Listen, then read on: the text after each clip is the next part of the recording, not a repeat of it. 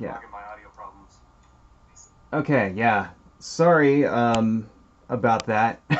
My audio is really funky for some reason, and I don't know why. At the end of my last live stream, um, my audio just died completely, and I spent a good part of yesterday trying to figure out why, and I think I got it. And I think what's happening is that it's like somehow two devices are using the microphone on my webcam for some reason, so it's putting it through twice, so it's like echoing and stuff. And I wish I don't know. I think I got it. So I was just checking right now, and it on my phone, and it looked like it wasn't echoing anymore. So if you do hear weird echoing, um, you know, please let me know. In fact, I'm just paranoid. I'm gonna check it one more time. Okay, it's fine. All right. So yeah, that was fucking messing with me. Um, and I really appreciate that. Sorry for yeah.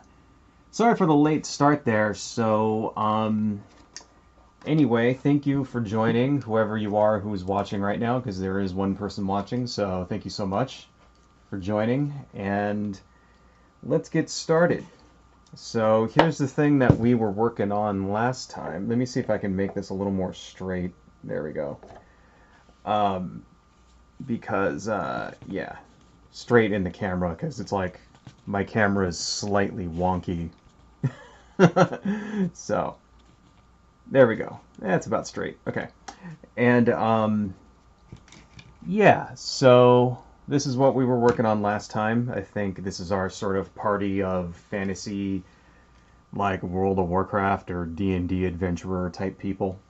And I think we'll add some more to this. And then eventually we'll scan this in, and then I'll do a live stream where I'm coloring it. I figured that would be pretty cool.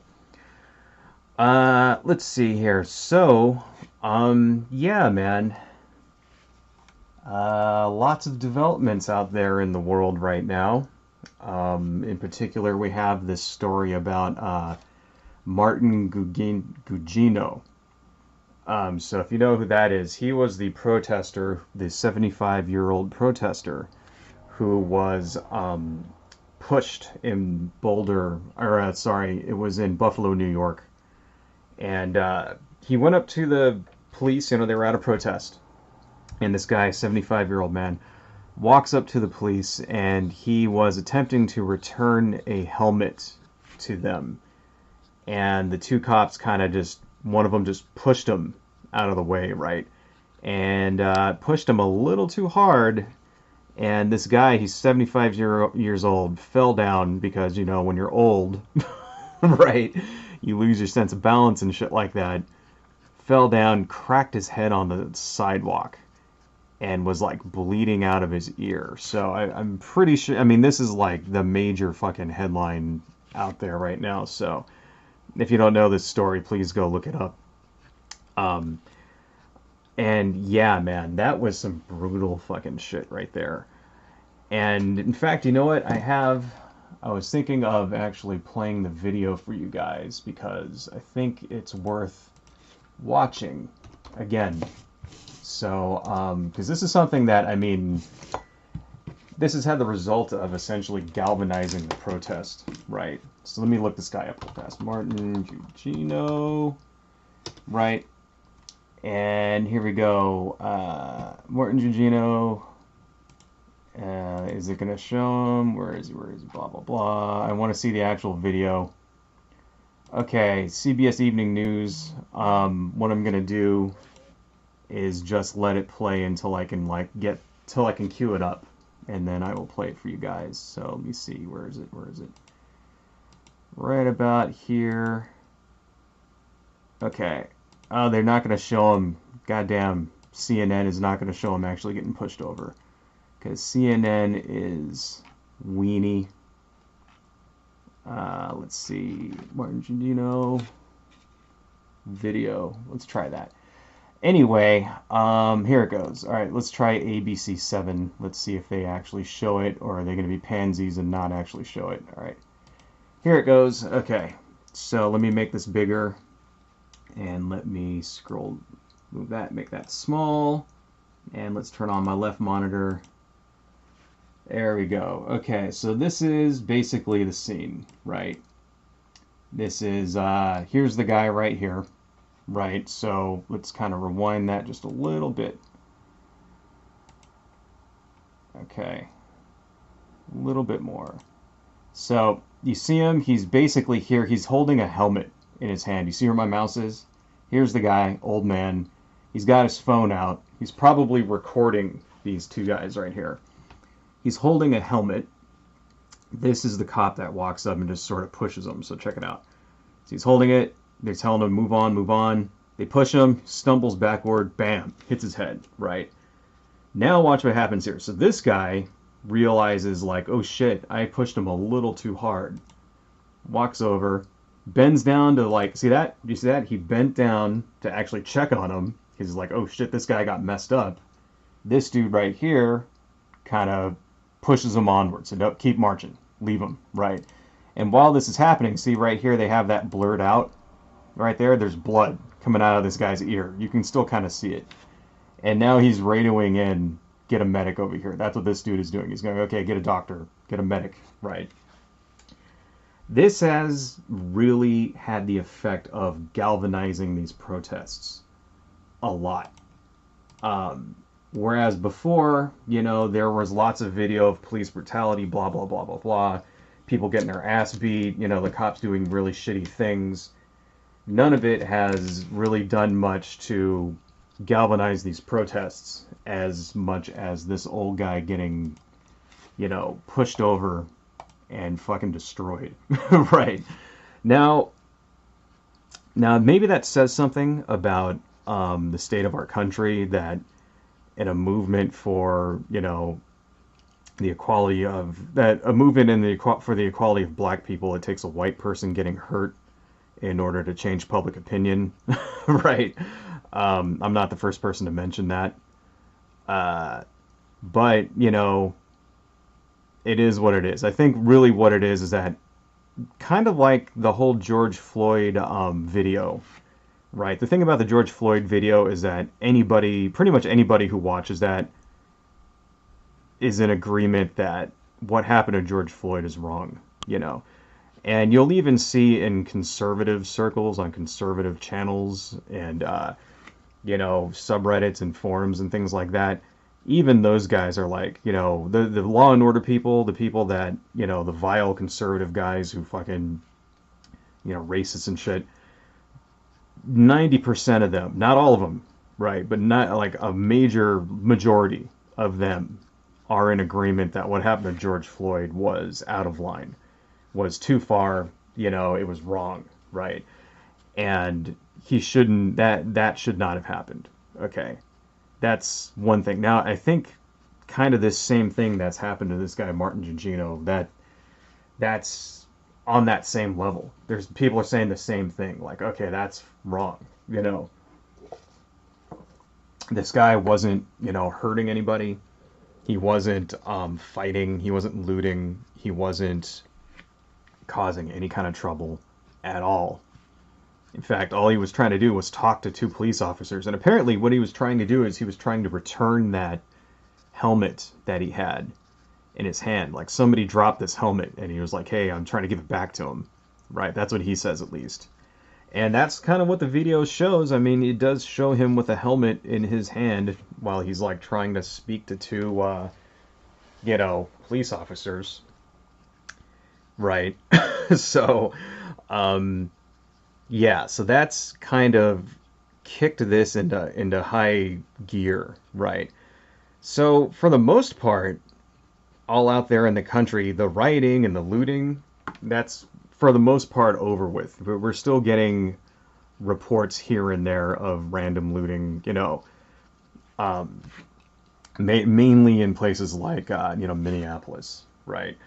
Not so much everywhere else, you know, so like in, say, Seattle or something, or, you know, there might be a little bit, but it's not even close to how it was a week ago. So it's kind of calmed down a little bit.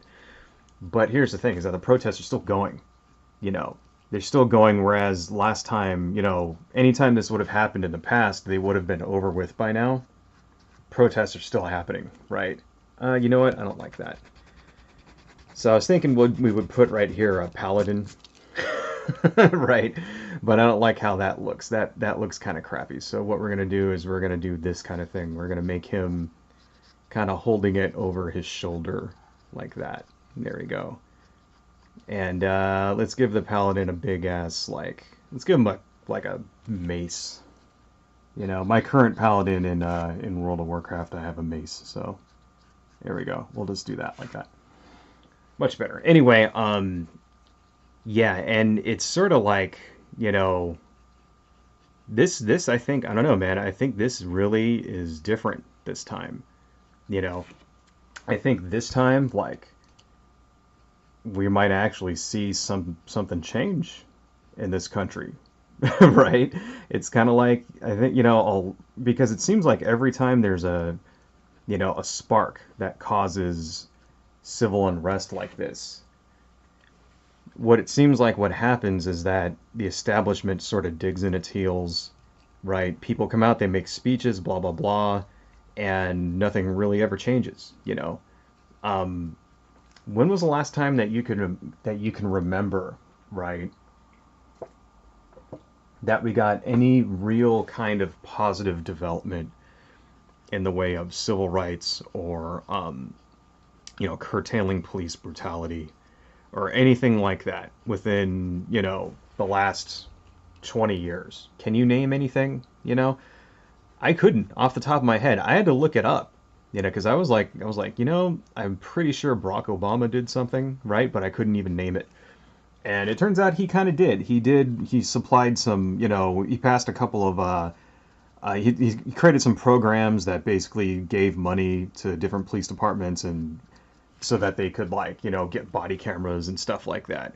And then he would also send in federal oversight of police departments around the country that had a record of violating civil rights, But it's sort of like, did that really change anything? Those were just sort of little stopgap measures, And one thing you hear on the left a lot is that that's what we get from Democrats. Like that's one of the criticisms of Democrats that you get from the left is that they don't do enough, right? That we get these sort of little incremental stopgappy kind of little things that just placate people and don't actually ever change anything. And it's like, yeah, I mean, I think we would agree that, those two programs that I mentioned are positive developments, right? They're positive things, but they didn't really do much to actually stop the problem. They didn't really solve the problem. What we need is actual legislation that has teeth. One of the demands, for example, from this movement is having police cameras for all police officers at all times, turned on all the time, right? And you would think, well, why would you not want to have that? Like, if you're a cop and you have a police camera, like, why do they even have the ability to turn it off? When they first instituted police cameras, I could kind of understand because the technology really wasn't up to that level just yet, right? But now it is. Now it's like you can have a central server kind of thing, kind of like YouTube, where you can just spin it up in the cloud, right? And basically have infinite server space. And it would cost a shitload of money, right, to have all police, video of all police interactions online at all times. It would cost a ton of money, right? YouTube does it. How much is YouTube spending? Seriously, like YouTube has something like 24 hours of video that gets uploaded every hour, right? I mean, if you can imagine that. It's some ridiculous thing like that. There's so much video on YouTube that you can't watch, if you had a million years, you couldn't watch it all. You know what I mean? That's why they have like bots and algorithms and shit like that and automated fucking content, content flagging and all this other baloney. Because it's impossible, right, to actually police it all. It's impossible to moderate all of it and make sure that there's not illegal shit going up without automation, right? So But you know, so that's a huge logistical challenge. Well, YouTube seems to have solved that logistical challenge. So how come we can't have, you know, a giant video storage capability for every police interaction with the public ever? You know, it should go up there. It should be automatic, right? There should be no way to turn off the cameras. You know, the cameras should turn on when the cop goes on duty, and no way to turn them off, right? And no way to edit that video. And that video should be admissible in court, right? As proof of what happened. And, you know, here's the thing. It's like, why would, if you were a police officer, why would you want the ability to turn that off? You know, why would you turn it off to begin with? The only reason you would have to turn it off is if you were doing something, you know, illegal. That's the only reason, you know. And but police unions and shit have been pushing back on this, you know, and they've managed so far to keep it so that the police have a right to turn those cameras off. Why? Why are they turning them off? You know, why are the police unions saying? Because they know that cops do shit like this. You know, they know that cops do things that if there was video evidence of it would get out and not only, you know, hurt the police officer, but probably exonerate the suspect. You would see things like their civil rights being violated. See, you know, that's the thing. If you're arrested and they don't follow it by the book like that, I'm going to zoom in a little bit on this. You know, and if you have a decent lawyer, you can use that to like get off from your crime. You know what I mean? If they don't read you your rights correctly, for example, right? Something like that. Let's zoom in a little bit. Let's focus that a little more. Focus. There we go. And apply. Okay. You know what I mean? So it's sort of, when you have proof, it becomes, you know, it's no longer our word against theirs or whatever like that. You know what I mean? So why are they afraid of that? Is what I'm trying to fucking say. Right.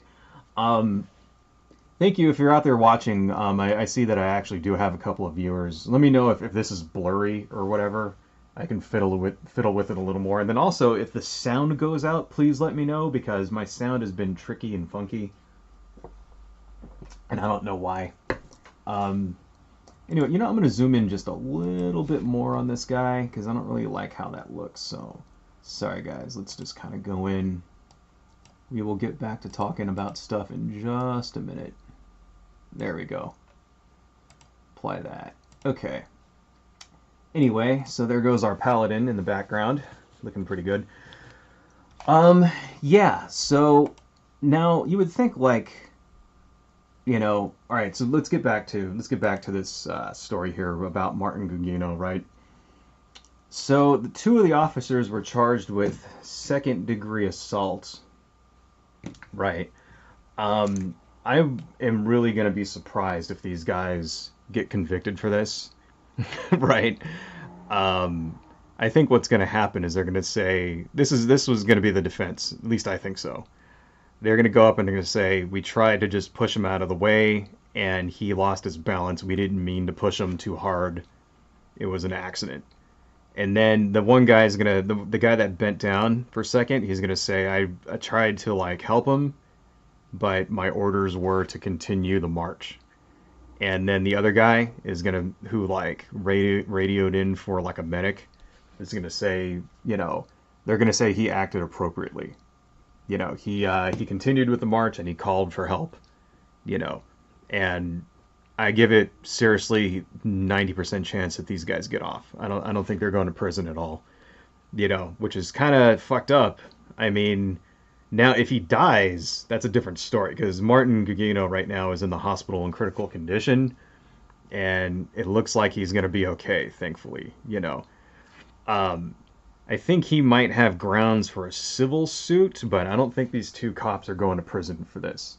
I think that, you know, looking at the video and looking how they acted afterwards, like, they didn't, like, kick him when he was down or step on his head or any shit like that.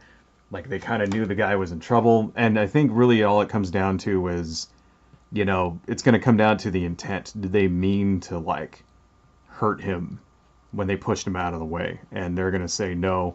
And I don't think that the prosecutor is going to be able to prove that that was their intention, was to seriously hurt this guy. So I think he's getting off. I think they're getting off. If I had to, if I had to guess, I would guess that these guys are getting off. And I don't know, one way or the other. Maybe they should, maybe they shouldn't. I'm not a lawyer, right? Um, all I can really say is that really should never have happened in the first place, right?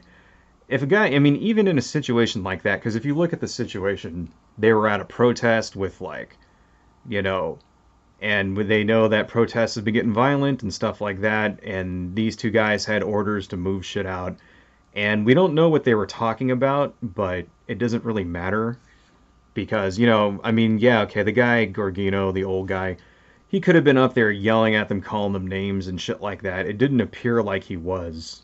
I mean, you can't really hear what they're talking about. Um, his story is that he was just trying to give back a helmet to them, right? I don't know if that is that true. Is it not true? Who knows, right?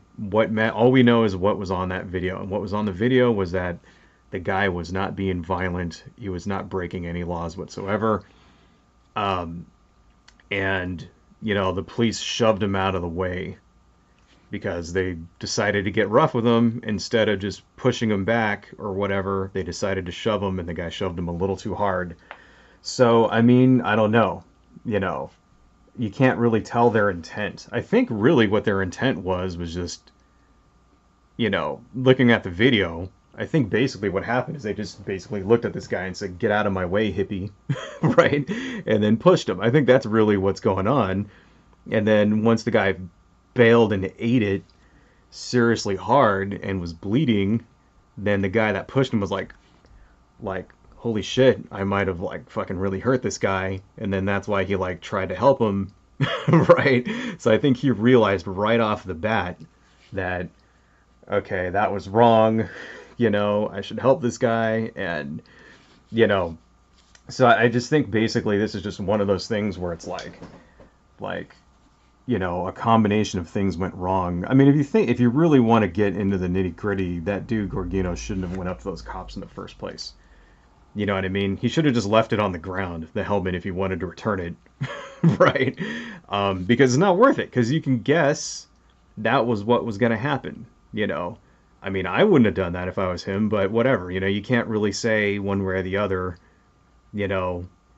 And here's the thing: is that in a normal, perfect functioning world where everything was working the way it's supposed to work, this shouldn't have happened. They shouldn't have pushed him, right? You should be able to trust the police. That's the thing. Okay, in order to have a working society, we need to have some form of policing, whether, because there are people out there who are bad and they're going to commit crime, right?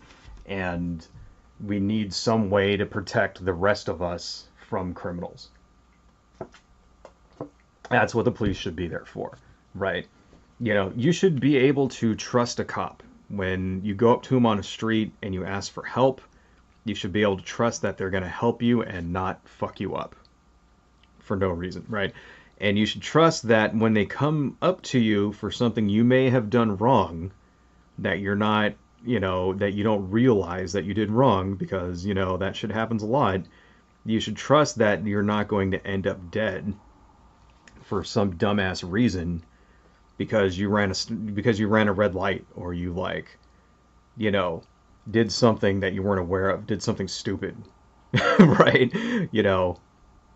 Walking on the grass when there's a sign that says "Don't walk on the grass." You know what I mean? Like if you do something, something small and petty that only like deserves a ticket or whatnot, then you should trust in the police officers to not kill you. You know what I mean? If shit happens, right? And I would even extend that myself to trusting the police to not kill people even when they are being violent, but they're not using lethal force. And I would include in that things like domestic disputes. Things like, you go to a domestic dispute, there's a man, woman, they're fighting, whatever. The police have to just de-escalate the situation and, whatnot, right? We should trust that one of those people won't end up dead. Now, that doesn't mean that they won't end up arrested or even like smacked around a little bit or whatever, but as long as they don't die, right? That's what we should have faith in. You know what I mean? Like, how many stories do you hear about cops showing up at somebody's house, shooting their dog? That's a thing that happens a lot, right? Cops will show up, they'll fucking like open the door, you'll have a dog, they'll fucking shoot your dog for whatever reason, right? And then take you into custody, and then you'll find out that they had the wrong house, something like that. The whole shooting your dog thing, that comes from Iraq. That's where that started. They didn't used to just blow your dog away for no reason. Especially if you had it under control, if you had it in the backyard, or something like that. If you had a big dog or whatever, they wouldn't, and they just come to your house to question you. They would allow you to put your dog away in the past. They don't do that anymore. Like if you have like a fucking Great Dane or some shit or a German Shepherd or whatever, and then they're like there to like question you or take you into custody, they'll fucking blow your dog away. Especially if your dog is barking. Well, it's like that's why people get dogs like that. They get them so that they'll bark at like intruders and noise and stuff. That's why I have a dog. My wife wanted to get a couple of dogs. I have like actually small little dogs. And she wanted to get some, and I was like, yeah. And we got some, and they bark at night, and I don't yell at them for barking at night too much, because that's what they're there for. They're sort of they're kind of like a little natural security system. They can hear noises and stuff that you can't hear, that kind of thing, right? So yeah, man, like they should be, we should be able to trust cops to take these situations into account and not kill people or kill their animals or whatever, but that's not what's happening. You know what I mean? 1811, hey, what's happening? Back in the day, police were assigned to a beat and knew people by sight and first name. Now they are strangers. Yeah, that's true. That's actually one thing that when they say community-led policing, that's one of the things they're talking about. People used to know, the police used to live in the community that they were policing, right? And that's one thing that one thing that authoritarians often do when they want to subjugate an area is they'll bring troops or police from outside of that area. So they're people that have no emotional attachment to that community. You know what I mean? So that's one of the criticisms actually that Donald Trump got in Washington, D.C. is because he's bringing in all of these federal officers who are not like wearing badges. They're not telling people who they are, where they come from, right? And these guys have no it's not clear who they are. It's not clear who their boss is. Like there's a reason why if you're a police officer you have to wear a badge. It's so that people know where you're from. They know what you're, I'm a sheriff, sheriff's department, I'm, LAPD, whatever, right?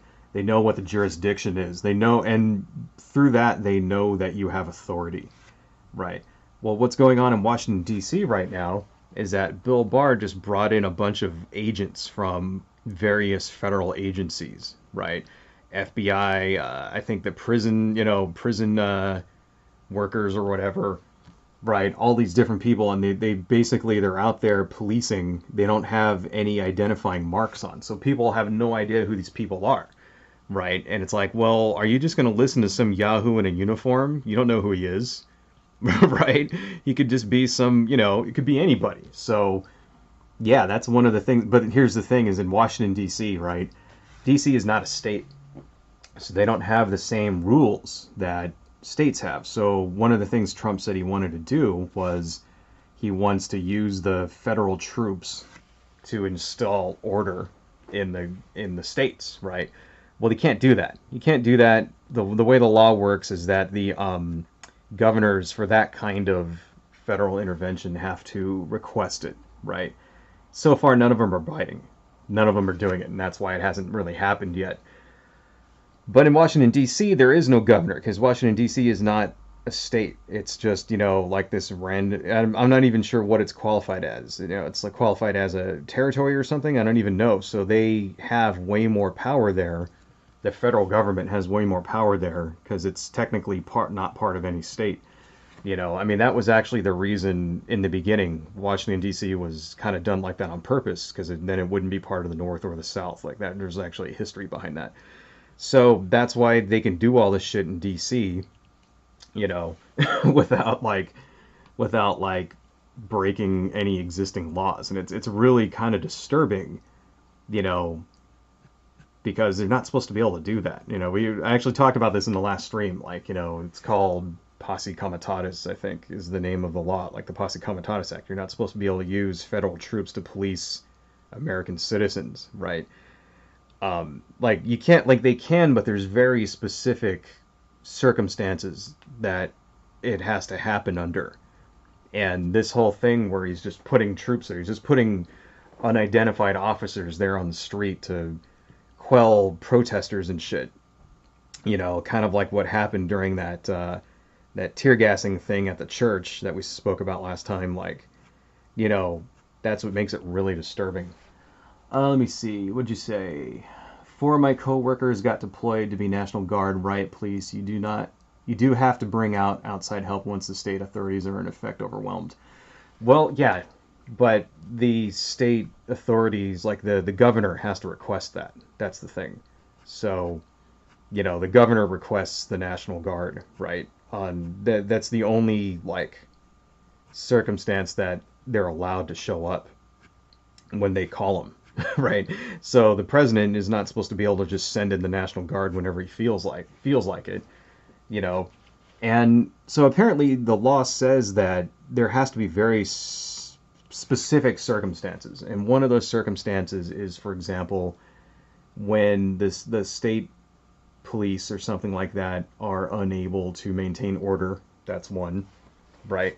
Or when people's civil rights are being, violated by the state police. That's another one, right? So, but and I think in that first case, it's really more of if there's just a total insurrection, then the government can step in. But having some protests and rioters and stuff, that doesn't count as a total insurrection. I think what that really was meant for was if there was an armed revolution, way back in the day, you had the whiskey riots, and if you actually look, that's the law that Trump is citing for doing this, the fucking 1807 insurrection law. That's how far back he's got to go. Shit that was passed to deal with the fucking farmers' rebellion and stuff like that. I don't know if you remember back in, history class, the farmers' rebellion was a thing, bunch of basically American revolutionary soldiers didn't get paid and stuff like that. And by that point they were all farmers because this was a dozen years later and blah, blah, blah. So yeah, it's very complicated, but that's why we're not seeing it. That's why we're not seeing, federal troops, the army, right, show up in various states. But we are seeing it in Washington, D.C. I mean, it's kind of disturbing. So I had a couple other things I wanted to say about this guy, Martin Gugino here. So anyway, getting back to 2 of the police officers that pushed that guy, Martin Gugino, have been arrested. I think they're going to get off, right? Because they were arrested, 57 other cops that were in the same emergency unit as them have decided to resign, which is kind of ridiculous if you think about that. So basically, these cops are pissed because 2 of their number have been held accountable for something, and they're resigning out of protest. When you first hear that, because the way that the news framed that story, they framed it like this: 57 cops protest over 2 police officers who hurt elderly protester. That's what the headline said, right? And I was like, oh wow. And what does that sound like? That sounds like the cops are protesting, right, over the actions of the 2 guys that pushed the old man over. That's what it sounds like, right? But that's not what's really happening. What's really happening is that these cops are stepping down away from this emergency unit because the two cops that pushed the guy were arrested, and then that's why they're basically like stepping down. So now it's different. Now that see they're doing it because two of their guys got held accountable, and that's fucked up. All I gotta say is like, man, why don't you just take them the rest of the way and just fire those fucking assholes? Like, you know what I mean? Like, yeah, you don't want to be in the emergency thing. How about you don't be cops anymore? How about that? You know, that's fucked up, right? Now I can understand, you know, like there's a lot of, you know, they call it, you know, the thin blue line, right? And police officers look out for each other, and they have this powerful union and all this stuff, and they stick together. That's one thing that they do that I really think that people in other industries should do more often. You know, the police have a very, very strong union, and their union goes to bat for them, right? Their union, like that, the union basically is a reason why they can turn off the body cameras and stuff like that. The union defends them when shit like this happens, right? So, you know, yeah, it's very like they're very, very powerful, right? But it's kind of also like, you know, they defend them no matter what. So even when you get cases where they, you know, assault a 75-year-old man and leave him bleeding on the street, you know, it's like just because they're in a union doesn't mean that it's like a good thing, right? I mean, I'm generally usually pro-union, right? I believe unions are a good thing, and that if you're in an industry with a union, then usually the union is a good thing. Most of the time, you know, if you look at industries that are unionized, they tend to have workers that are paid more and that you know, can't get fired as easily, and they also tend to have workers that keep their jobs longer. They don't get laid off as much, you know. Things like the teachers union, stuff like that. So, like for example, in any other given company, you know, the company's losing money, they might say, okay, we need to get rid of, you know, 20% of our workforce, right? In order to, and you know, most of the time it's not even in order to keep the company going. Usually it's in order to maintain current profit margins. We need to cut costs by this much, right? And what they'll do, like if you work for any 9 to 5 corporation in a cubicle or whatever, which is, you know, how most of my jobs are like myself. Currently I don't have a job, but you know, right. That's kind of how it goes. You know, I've been on the other side of those decisions myself.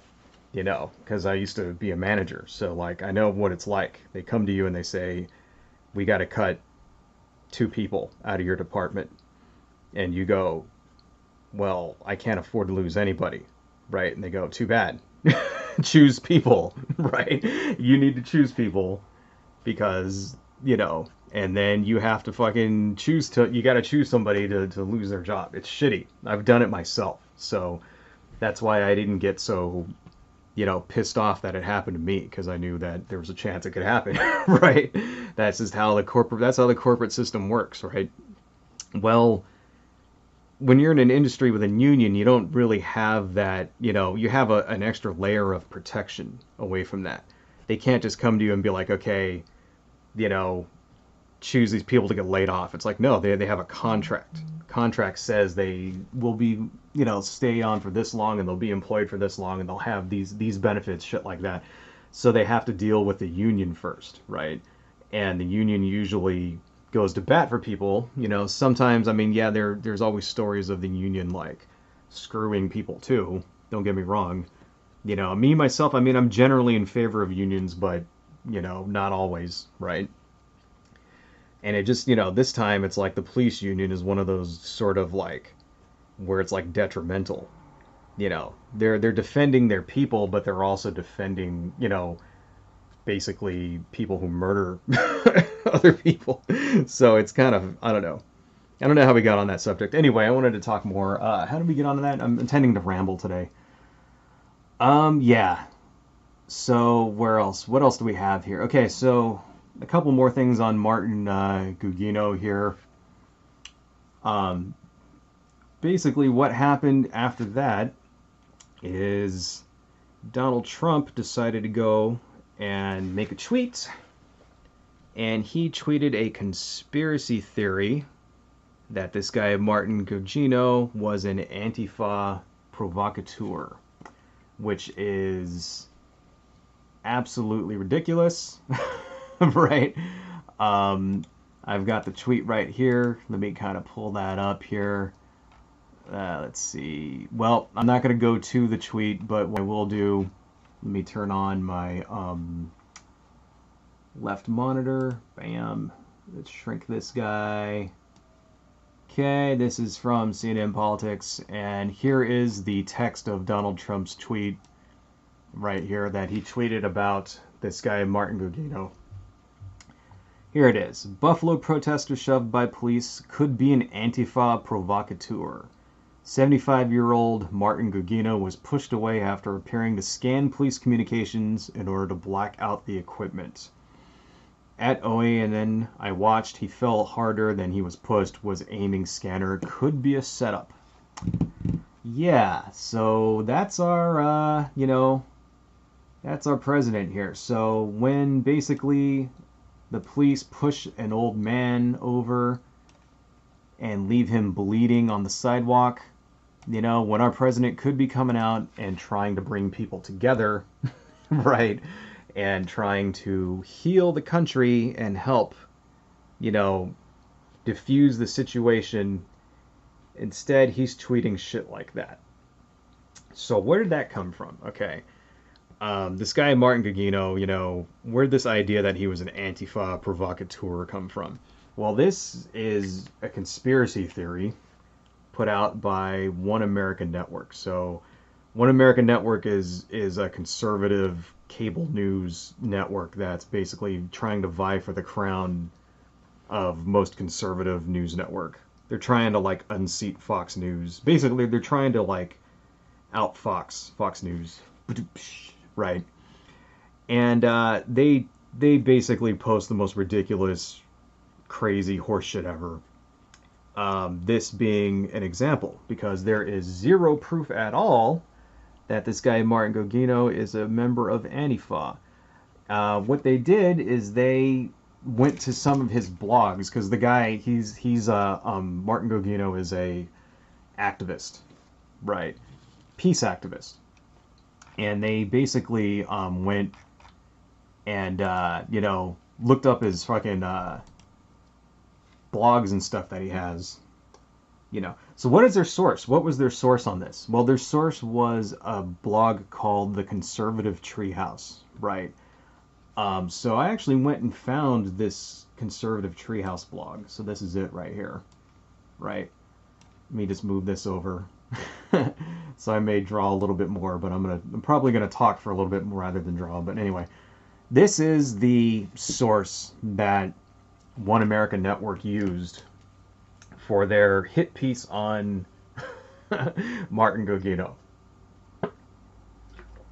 Now, before we go forward, I don't know if you remember about a little while ago, I made a video about how whenever a black person or, gets shot by the police or something, then people will come out of the network and they will look into the black person's history, trying to find if he's got a criminal record or anything like that, so that they can basically lay the blame on the victim.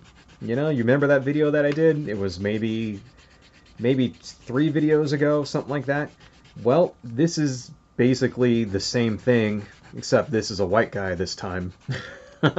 So really, it's not so much a black and white thing, I guess. It's more of a conservative liberal thing,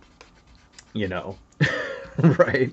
So they're basically trying to dig up dirt on this guy Gugino to blame the victim and show that he had it coming. That's what this blog post right here is all about, right? Let's see. Buffalo officials duped by professional Antifa provocateur. Arrest and charge 2 police officers. Righteous police teams stand together and walk out. Okay. I'm not going to read this, word for word, but we'll just sort of sum it up, basically.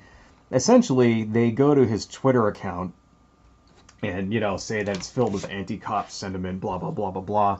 They find a video of him on the internet where he was fighting with somebody else right here. So, here, let's read this part. Mr. Gugino's Twitter account is also filled with anti-cop sentiment. Last Thursday, Gugino traveled from his home in New York to Amherst to Buffalo, where he was seen on camera agitating a protest crowd.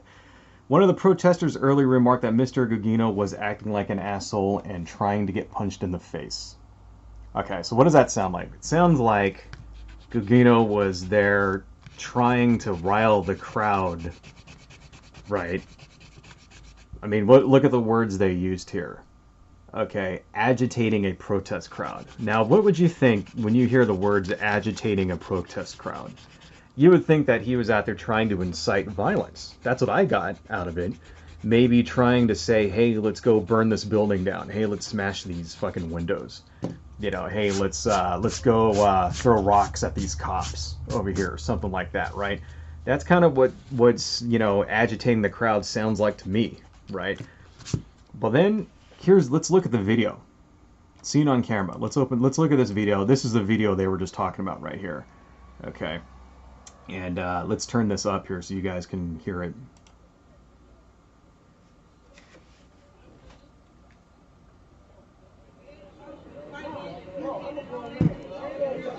All right, can I make this bigger? Yeah, here we go.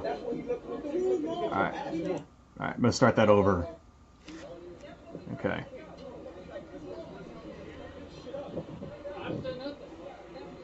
See, all right, so Gugino's over here somewhere.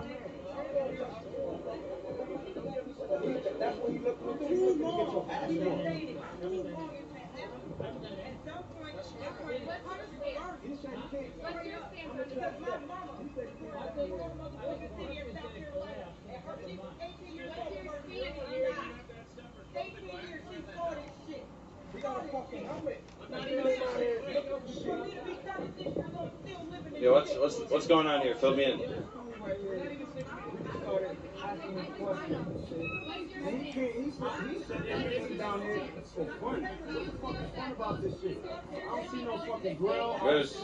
I was just crying. That's just, yeah. No.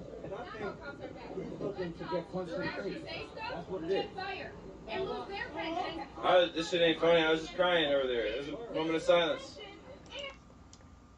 Okay, so that is, according to this website, according to this blog here, that is Gugino agitating the crowd. So, what was going on in that video? As far as I can tell, basically he just got in an argument with somebody. I think what happened is they were probably talking about politics, and they probably asked him, why are you here?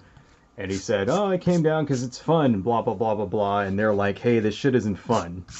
That's what it sounds like to me. So, was he agitating a crowd? Was he trying to make the crowd, you know, go smash a window or something? Was he, like, trying to rile them up, get them to riot? Nope. Not at all. It just sounds like they just got in an argument about politics. That's what it sounds like, but, you know, not according to the conservative treehouse here. Now, anyway, here's another thing. Now they're trying to say that basically he was using his phone as a capture scanner. The fuck are they talking about? Okay, well, apparently there's an app that you can use to find, you know, the bandwidth of any particular radio thing, right? Who knows if that shit works or whatever. I didn't really look into it too much. The thing is like, do you think even if that was like a thing, do you think that a 75-year-old guy knows how to do that shit? Probably not. Okay. This whole thing, they just made this up. You know, so in the slow motion video, you will see Gugino using a phone as a capture scanner. You might have heard the term skimming. It's essentially the same. No, it isn't. So skimming is when you basically use a RFID, like a, you know, there's a device that you can use to rip off people's credit card numbers and stuff, right? That's skimming. Okay, that's not what this is at all, right? Anyway, you know, basically, like, if you look at it, so here's the video. What he's doing is he's recording with his phone. He's got his phone on, it's recording, right? He puts it up here because he gets the cop's name, See, that's what he's doing. He's recording them, right? And then they push him over. And he's trying to, who knows what he's actually saying him or whatever. So no, he wasn't skimming shit. It's all made up bullshit. Okay, Anyway, so this is where the conspiracy theory that he was like trying to like black out jam their fucking interference. Like, you can't like jam, you know, um, professional like equipment like that with a fucking cell phone.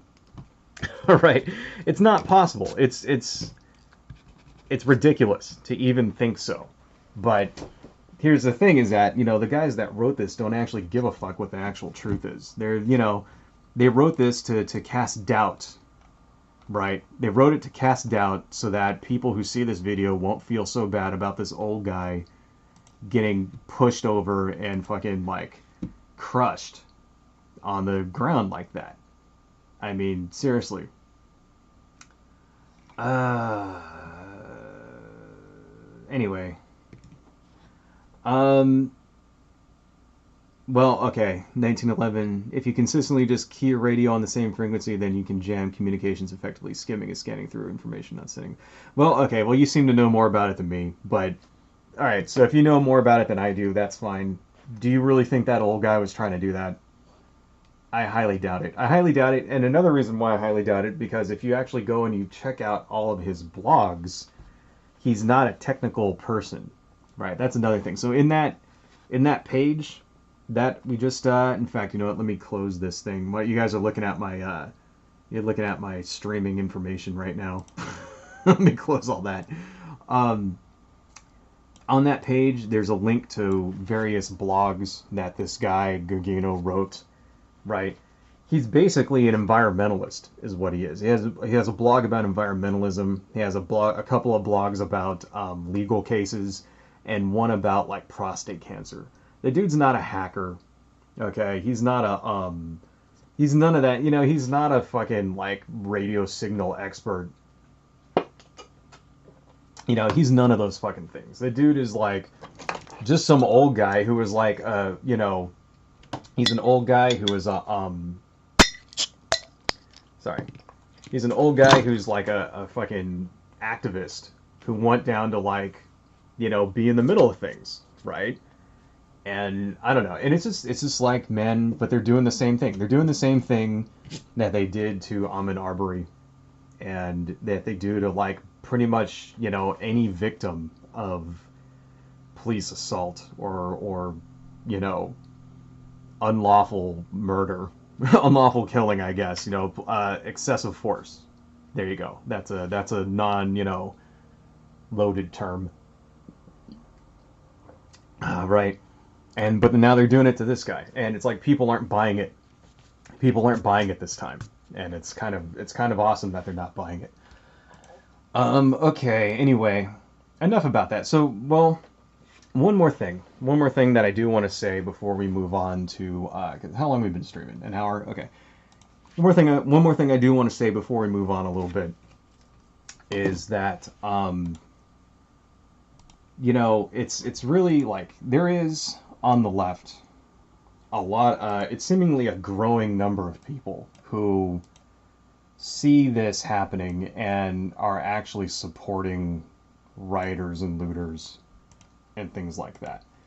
Now, the overwhelming majority of protesters are against the rioters and the looters, right? Um, well, he didn't die. That's the thing. The guy, he's still. Oh, okay. I wouldn't say it was excessive force. It was a push that resulted in death. Pushes aren't lethal. He's not. He didn't die. He's still alive. So luckily, he's not dead. He's just in like critical condition. Last I heard, I don't know if he died within like the last couple hours. I don't know, but when I was checking in earlier today, he was still alive. Um, so it's more of like I guess in this case, just I mean, excessive force doesn't always mean the person ends up dead. You know what I mean? Like you know, it could be just beating the shit out of somebody when it wasn't warranted, right? But anyway, there is one thing I wanted to say here though. Okay. So the vast majority of the protesters at this at these protests are very much against the rioting and the looting and the violence, right? To the point where you'll see videos even of various people out there, you know, basically beating the shit out of like guys who are trying to like smash things or loot. You know, there's been one or two where they'll like, you know, get in their way and try to prevent them, right?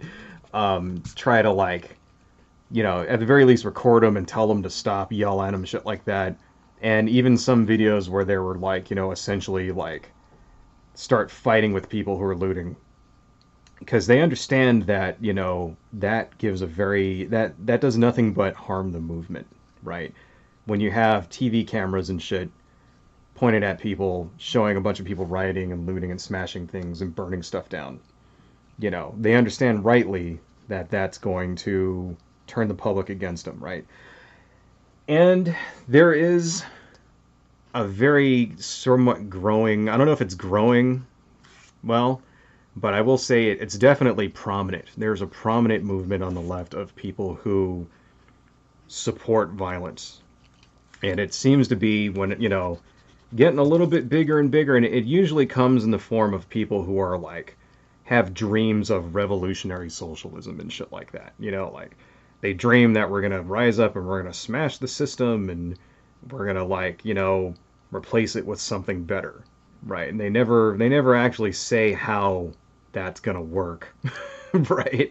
You know, or then they never say like who's gonna institute it, how it's gonna work, or what you're gonna do with people who don't go along with it. It never gets that far because it's all dreams. It's all basically, it's a fantasy is what it is. You know, it's basically essentially bullshit, right? It's the kind of thing that that college kids tell themselves will happen one day, right? You know, after they get finished reading their going through their like class where they learn about fucking, you know, political movements and stuff, and they read a book for the first time in their lives, right? That's what it is, right? But it's definitely kind of growing, and here's the idea behind it, right?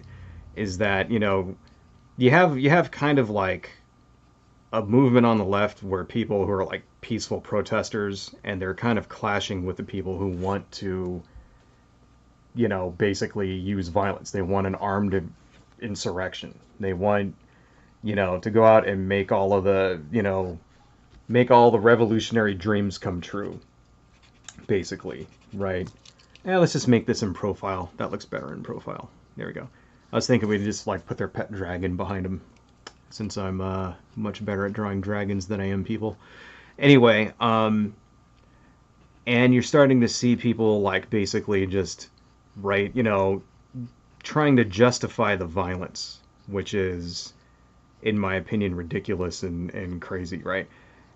And, you know, I just want to say to those people, right, if any of those people are watching this right now, if you actually support rioting and looting and violence and stuff like that, I want you to kind of see what happened with this guy, you know, with this old man, right, Martin Gugino. I want you to see what happened and take the lesson away from it. Because this is what you're hearing. Like, you're hearing basically, you know, it's fine if they loot because, you know, big chain stores are like fucking insured. Like, seriously, this is literally what I hear, you know, when I go on, you know, the ultra far left portions of Reddit and other different websites. You know, not just Reddit. There's other ones, right? You know, these are basically the equivalent of the left.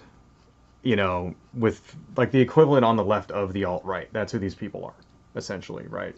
You know, they're very ideologically, you know, uniform. And, you know, trying to justify using violence. And I want to kind of show, like, what, all right, so if you are one of these people watching this, right, out there, this is what I want to say to you guys, like, what happened in this instance with these protests and these riots and things, right? What's the lesson? I want you to kind of understand, right? What happened exactly during all of this? Well, so basically, you know, the rioting and the looting, right? The violence, the broken windows, property damage, shit like that. That did nothing but empower the opposition to come down harder. That's what it does, right? And I'll have you all notice that, you know, the person, it took this old man getting grievously injured to change people's minds. See, what's the whole reason why you protest in the first place? Right? Because protesting in and of itself does not change anything. It doesn't change anything. It doesn't result in any new laws getting passed. It doesn't do anything, right? So why do you do it? It doesn't have a practical effect to stop the thing you're protesting against, right? So why do you do it? You do it to bring attention to the subject, basically, attention to the problem. So these people are out there protesting because they want to bring attention to the problem of police brutality. That's why they're protesting, right? Because the actual protest itself will not stop police brutality. If anything, it's exasperated it. But what it's doing is that it's getting it on the national radar. It's getting the news covering it. It's getting people talking about it. And it's getting all of these, when the police come out and they crack down hard, and it's getting examples of police brutality out there on tape and out there in front of everybody so that they can see what's going on, right? That is, what protesting is really about, right? It's getting your message out there. You know what I mean? So, when you have, like, say, for example, like basically, it's more effective to peaceably protest and have the authorities crack down hard on you than it is to riot and loot and all of that stuff. See what I'm saying?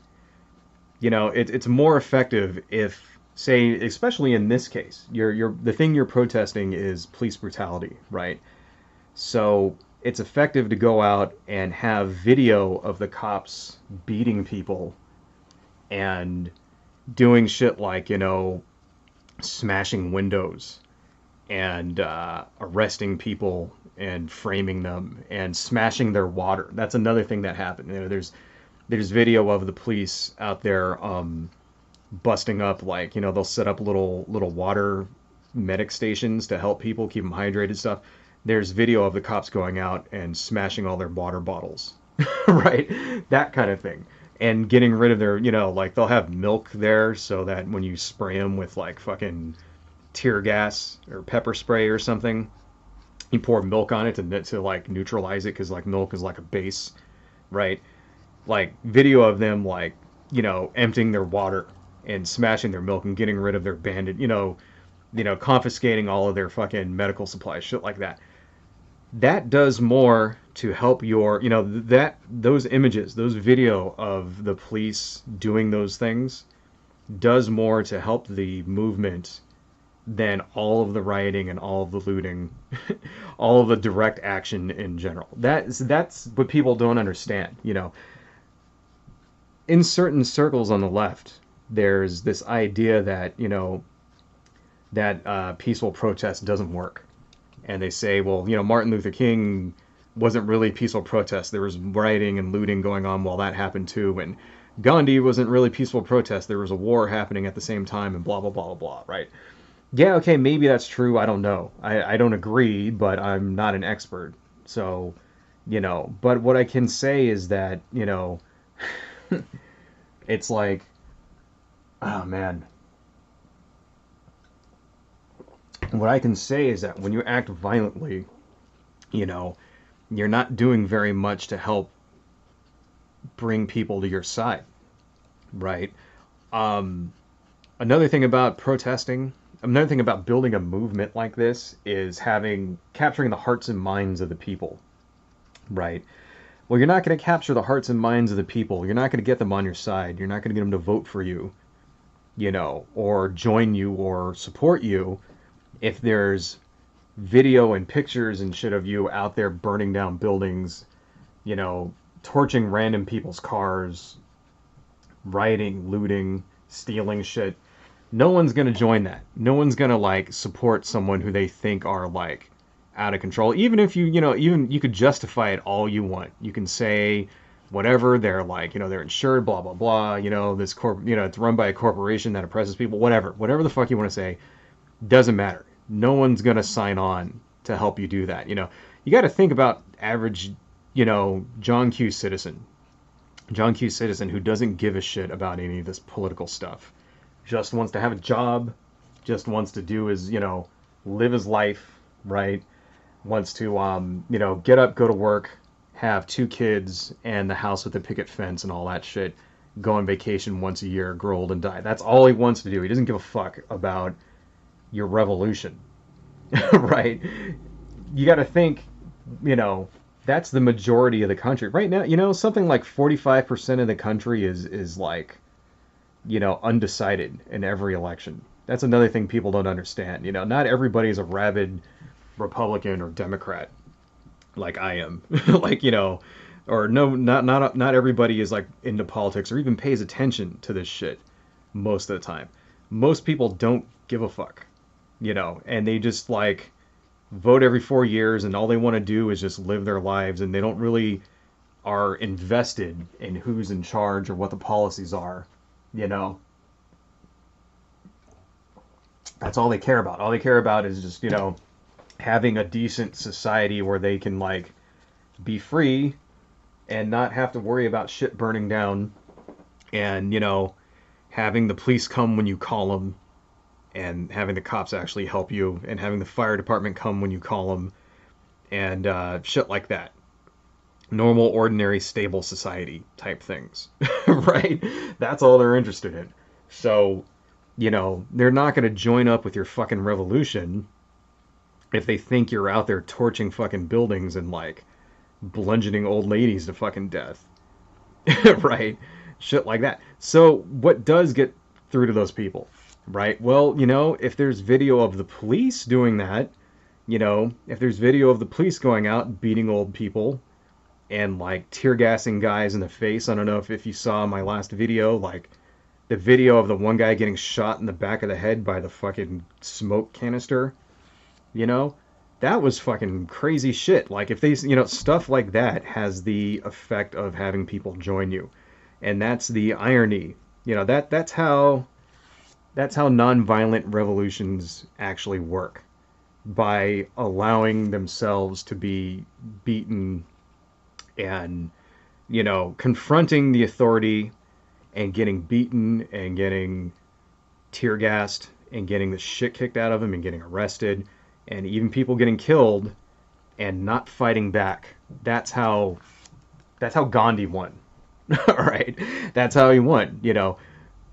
Reports and photos and movies, films, I guess at that time, they didn't call them videos, of the people in India being oppressed got out, and it got into civil society, and people were they basically said this is going too far, and Gandhi turned around and said, you're going to have to kill us, we're not going to pay attention, we're not going to help you. And that's how they won.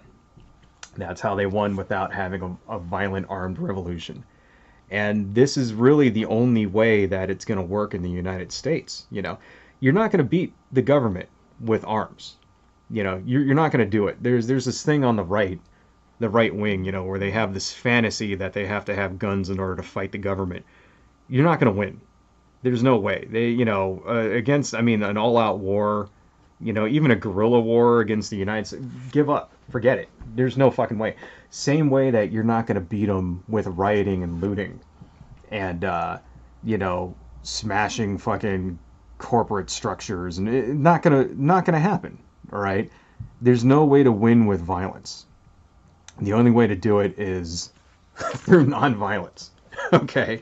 And the way you do it through nonviolence is that you just keep coming back, no matter how many times they fucking beat you or try to murder you or, you know, kick the shit out of you or whatever, you just keep coming back. You keep coming back over and over and over, right? And more video and more proof of them breaking the law gets out, and shit like what's happening in you know, right now there's talk in Minneapolis about, you know, defunding the police, right? I mean, can you imagine that shit? See, it's actually working. This whole thing, the protesting is actually working. This is what it looks like when it works. There's now people on the city council in Minneapolis who are taking these, you know, the demands of the protesters seriously, right? And they're talking about community policing, and they're talking about defunding the police, which sounds a little counterintuitive. Defunding the police, that's not really what it means. Like, they're not really going to disband the police, you know. It'll be more of like a community policing thing, you know, like they'll still have cops with guns and stuff like that who will get called out when there's emergencies and blah blah blah blah. But the idea is that, you know, the idea is that it would be more community led, and they'd be trained to de-escalate and that kind of stuff like that. And hopefully that'll cut down on the instances of like a normal ordinary traffic stop resulting in somebody's death. Right? And it's like, yeah, well, how did they win? Did they win through rioting and shit like that? No, they won through like people basically keep coming back. People just didn't give up. They just, like, you know, protested over and over for fucking 2 weeks in a row.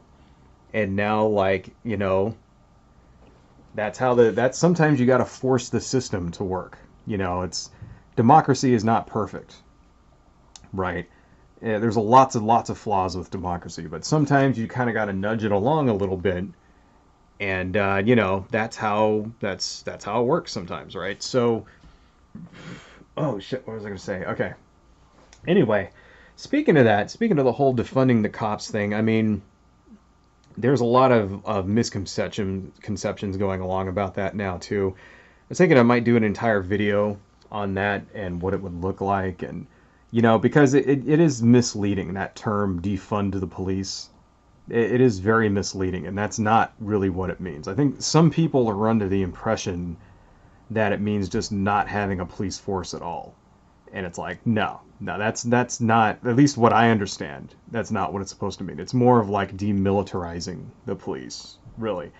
You know, not getting rid of things like after the Iraq War and the Afghan War, a lot of the, you know, especially when those wars were winding down, even though they're like still technically not over, a lot of defense contractors kind of moved, you know, to start selling their tanks and things like that to local police departments, right?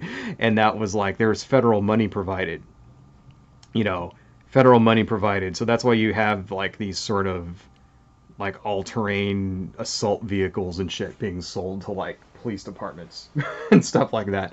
Militarizing the cops, you know, giving them drones and all this other fucking, you know, drones and tanks and all this. It's like, what the fuck do the cops need with a tank? What are they gonna use? What are they gonna do with it? You know, how do you like, say, bust a crack house with a tank? You know, drive it through the fucking wall or something? You know, how do you give somebody a fucking, like, you know, parking ticket with a tank? Right?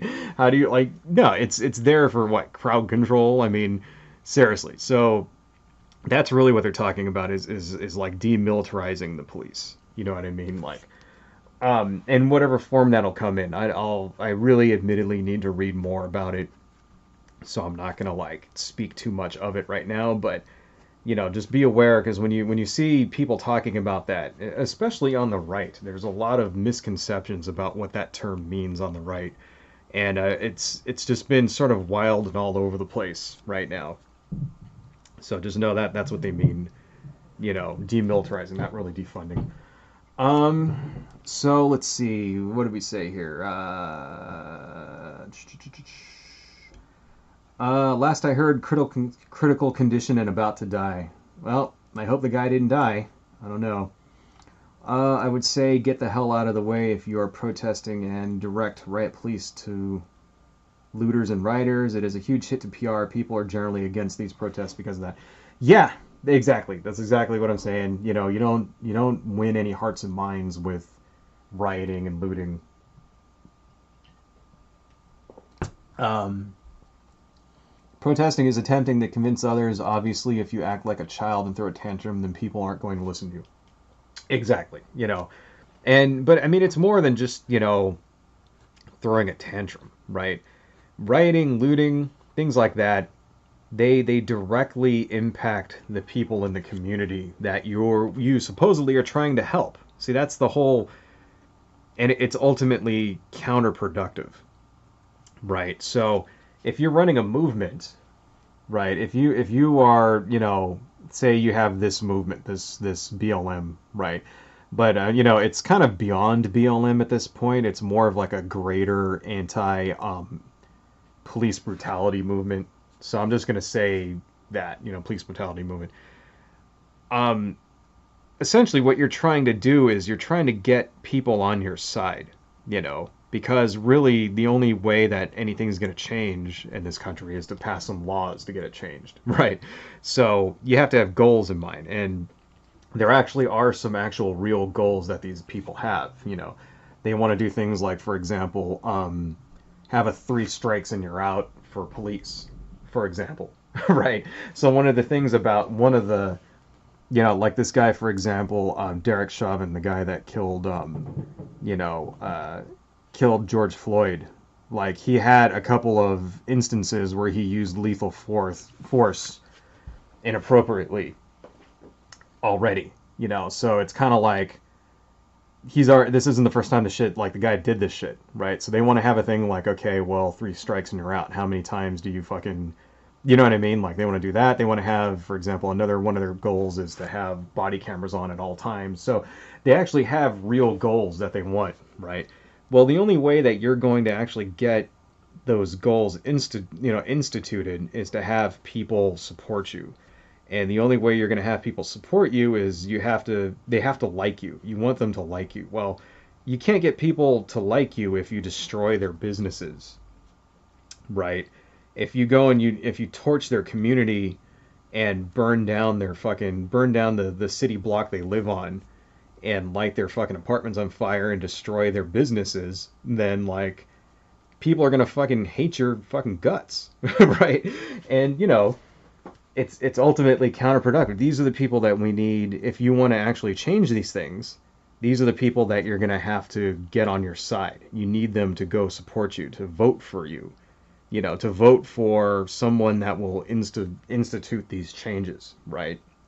Whether that's a president or a mayor or a governor or city council, whatever, right? That's how movements get built. Like just going out and rioting and protesting and smashing shit is not gonna, you're not gonna wake up tomorrow and then suddenly find the policy changes you want have been no, that's not how the shit works. It's like, you know, you have to get people on your side. And, you don't do that by destroying their livelihoods. I mean, that's really ultimately, like, me personally, I'm not a communist myself. I'm not an anarchist.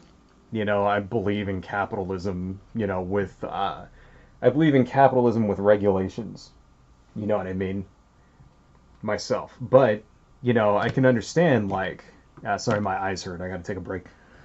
I can understand, if you start a business and you put, you know, years of your time and labor into that business and you get loans, you have loans that maybe your house is up as collateral, you know, and you work your ass off to build something, and then suddenly these fucking looters come up and just smash your windows and fucking steal everything and then bail and burn your fucking business down and you lose all of it. I can understand that you would be a little pissed off and you would not want to support those people, right? Regardless of how just their cause is, you know. And the thing about that is the cops know it. The cops know that's how it works. So that's why, like, in our last stream, I went over a lot of video that we have of cops, like, smashing windows and shit like that. and trying to start riots, right? And it's like, well, why are they doing that? Because they know it. They know that this is, in addition to giving them a reason to come down hard on the protesters, they know that this is counterproductive to their movements. They know that people are going to blame them for it. And they're going to, what happens if they blame you for the damage? They dismiss your movement. That's what happens. They go, well, the shit these guys must believe in must not be anything because they're a bunch of fucking criminals. That's what they say. So that's why violence really, and this goes for right-wing violence as well. But I really want to get this message to the leftists out there who think that violence is the answer when it comes to getting these types of changes. It's like, it's not the fucking answer. Right? So anyway, wanted to kind of say that. Let's see. There was a couple of other things I want to talk about. So we already kind of talked about Trump.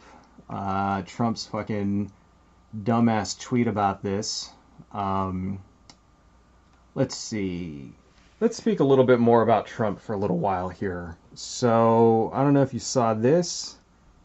Donald Trump has built a 2-mile wall around the White House.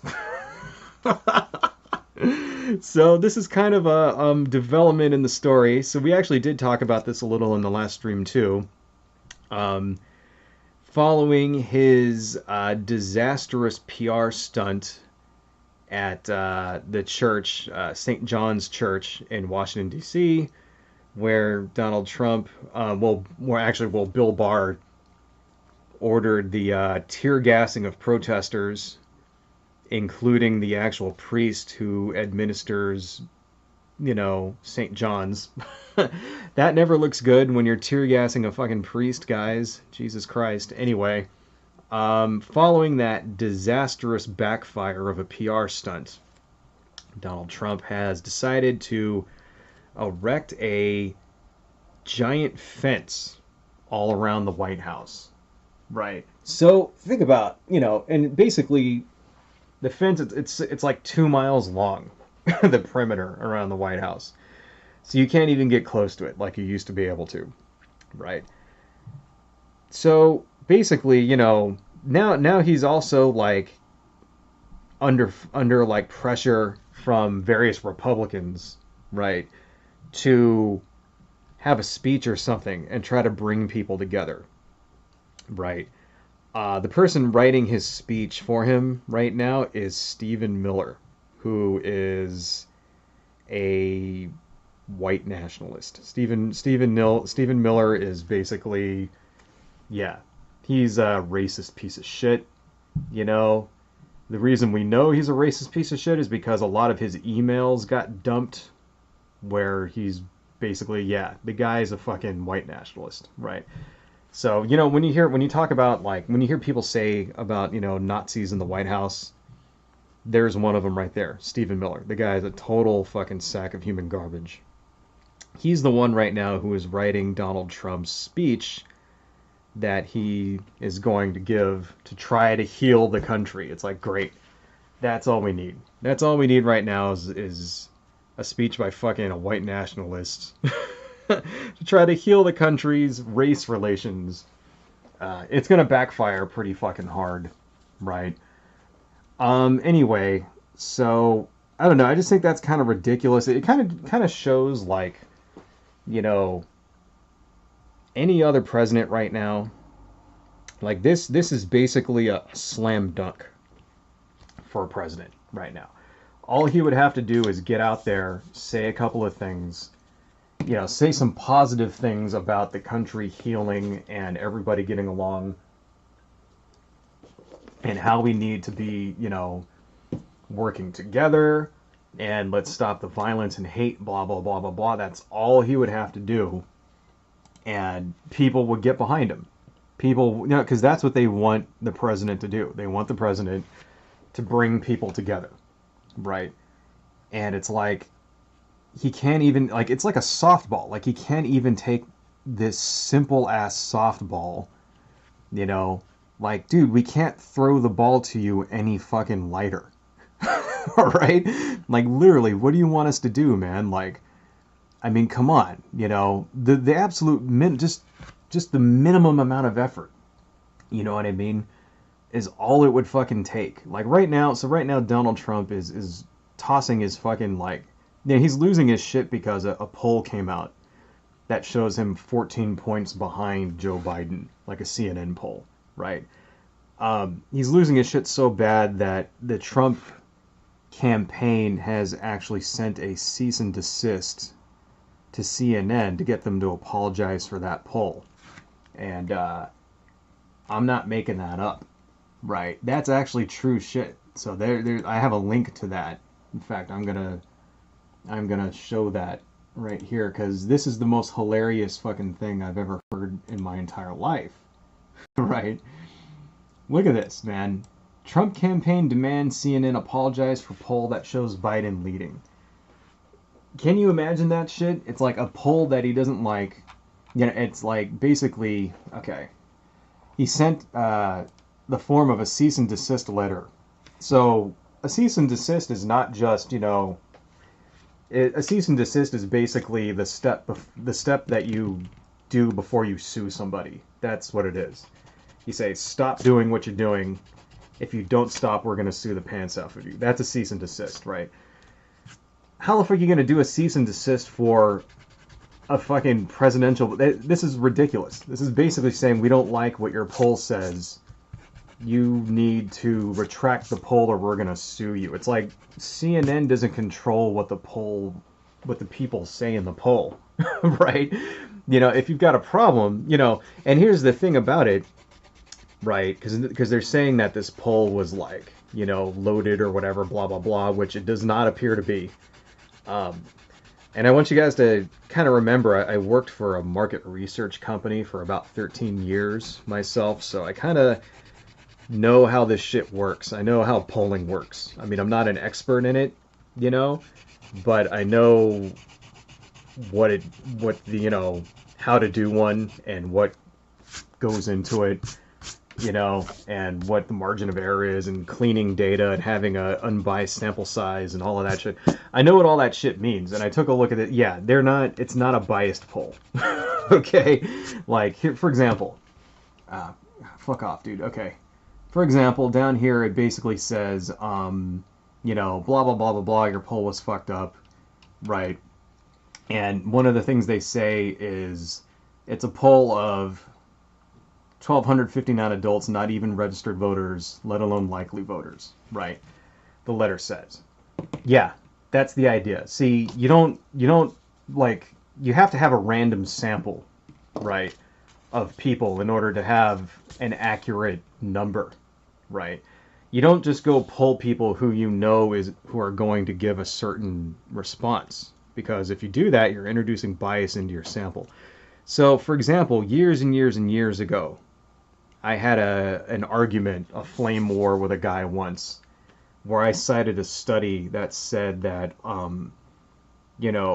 owning a gun basically gives you a slightly greater chance of being shot by the gun that you own than not owning it. And it was basically 55% to 50%. So it's like very, very slight chance that you may be shot. And you could think, well, there might be lots of different reasons. The fact that you just have it in the house, maybe, for example, means that somebody may, be playing with it and may accidentally shoot you, blah, blah, blah, blah, blah, versus not having it, right?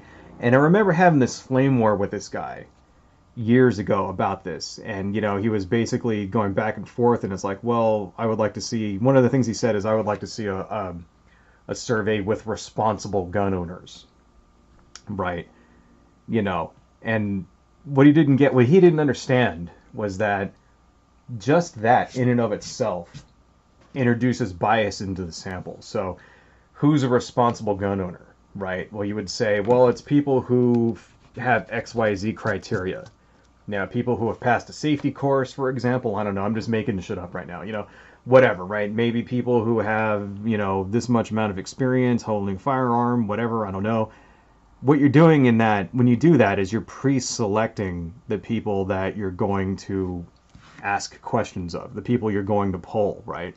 Well, that introduces bias into the sample. So that's why you always need to have an unbiased sample. That's why you always choose random adults.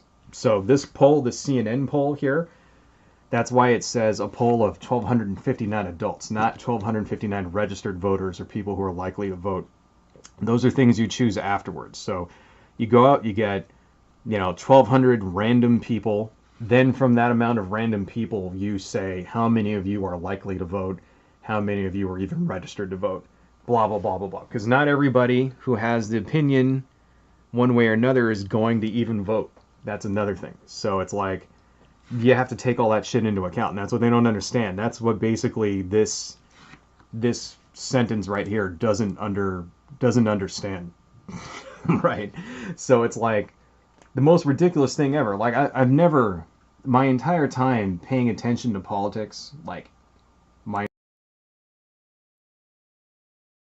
like you know encountered something like that. I've never seen a case where a political like campaign threatened to sue a pollster for polls they didn't get.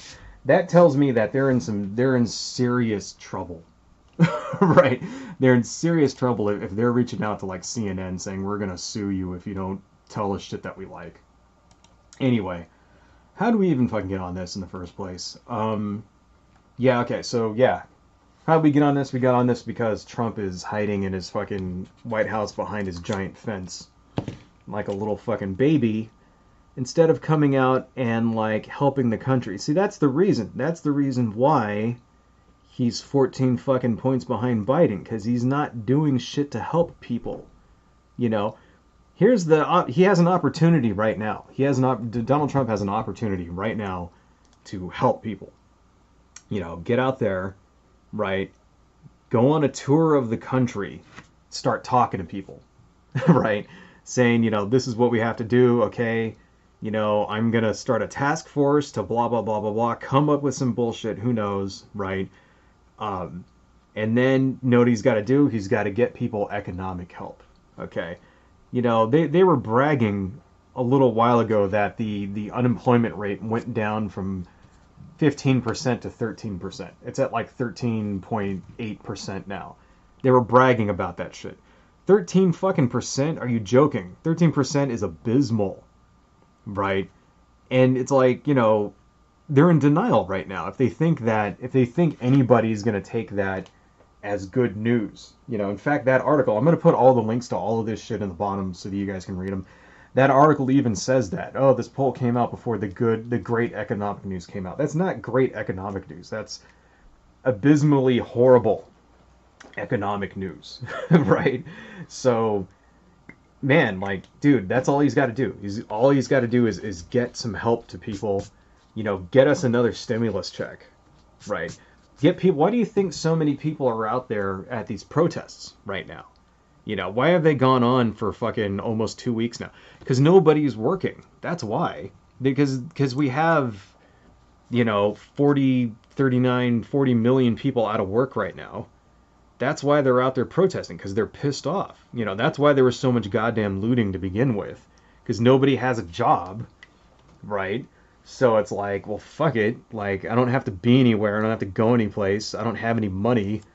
And here goes fucking some store that, filled with a bunch of assholes that don't care about me anyway, so fuck them. And then that's why they went and like looted and stuff. Right? I'm serious. This is why this protest has gone on for so long. I mean, we're going on our second week now. This shit never lasts this long. Why? Because usually, and I know this is a very cynical thing to say. I mean, I said the same thing last week. I'll say it again because it's true. People usually, it'll last a couple of days and then like maybe through the weekend, and then when Monday comes, people got to be back at work. Well, now they don't have to anymore. And that's why this shit has continued to fucking go for like 2.5 weeks in a goddamn row. It's abysmal. And that's what you got to do. If you want to stop this, you got to get people some help. You got to get them some help. You got to at least attempt to address the things that they're talking about. Police brutality, right? Have some kind of task force or something, look into the problem. You know what I mean? Like, that was a thing that I don't know. It's a joke, and our president isn't even doing that shit. Our president doubled down on it, basically said that he was going to send the army in to start shooting people, and is having a fucking white supremacist write his speech, write his fucking healing the racial divide in the country speech. It's a joke. We're living in like the worst timeline. I know you hear that a lot. You know, we're entering the part of the simulation where all the shit goes to hell. Right. Ah, man. Anyway, let's see. Is there any other shit I want to talk about here? I think I'm pretty much done with the drawing. I don't know. What do you think? I got a elf lady. I put a paddling and their pet dragon in the background. And then here goes like a big fucking ogre looking dude. I think maybe next time we'll scan this and then I'll actually color it during the live stream. But yeah, it doesn't look half bad, huh? It looks all right. So anyway, let's kind of set that aside. We'll continue on with that next time. And there were a couple of other things I wanted to talk about. So why don't we'll keep going here for at least another 20 minutes. Let's see. So there was some other weird random shit I wanted to speak about here. We have, first off, this guy pointing a fucking AR-15 at protesters. So let me turn on our left monitor. California man seen on camera pointing AR-15 at protesters, arrested, charged with assault. So, yeah, if you haven't seen this particular video here it goes. This is the guy. Basically, there's a bunch of protesters over here, and this dude pulls out a gun and just kind of threatens them, and then puts it back. So let me go ahead and play this one for you. Here, wait, hang on. I'm gonna make this bigger so that you can see it. Okay, here we go.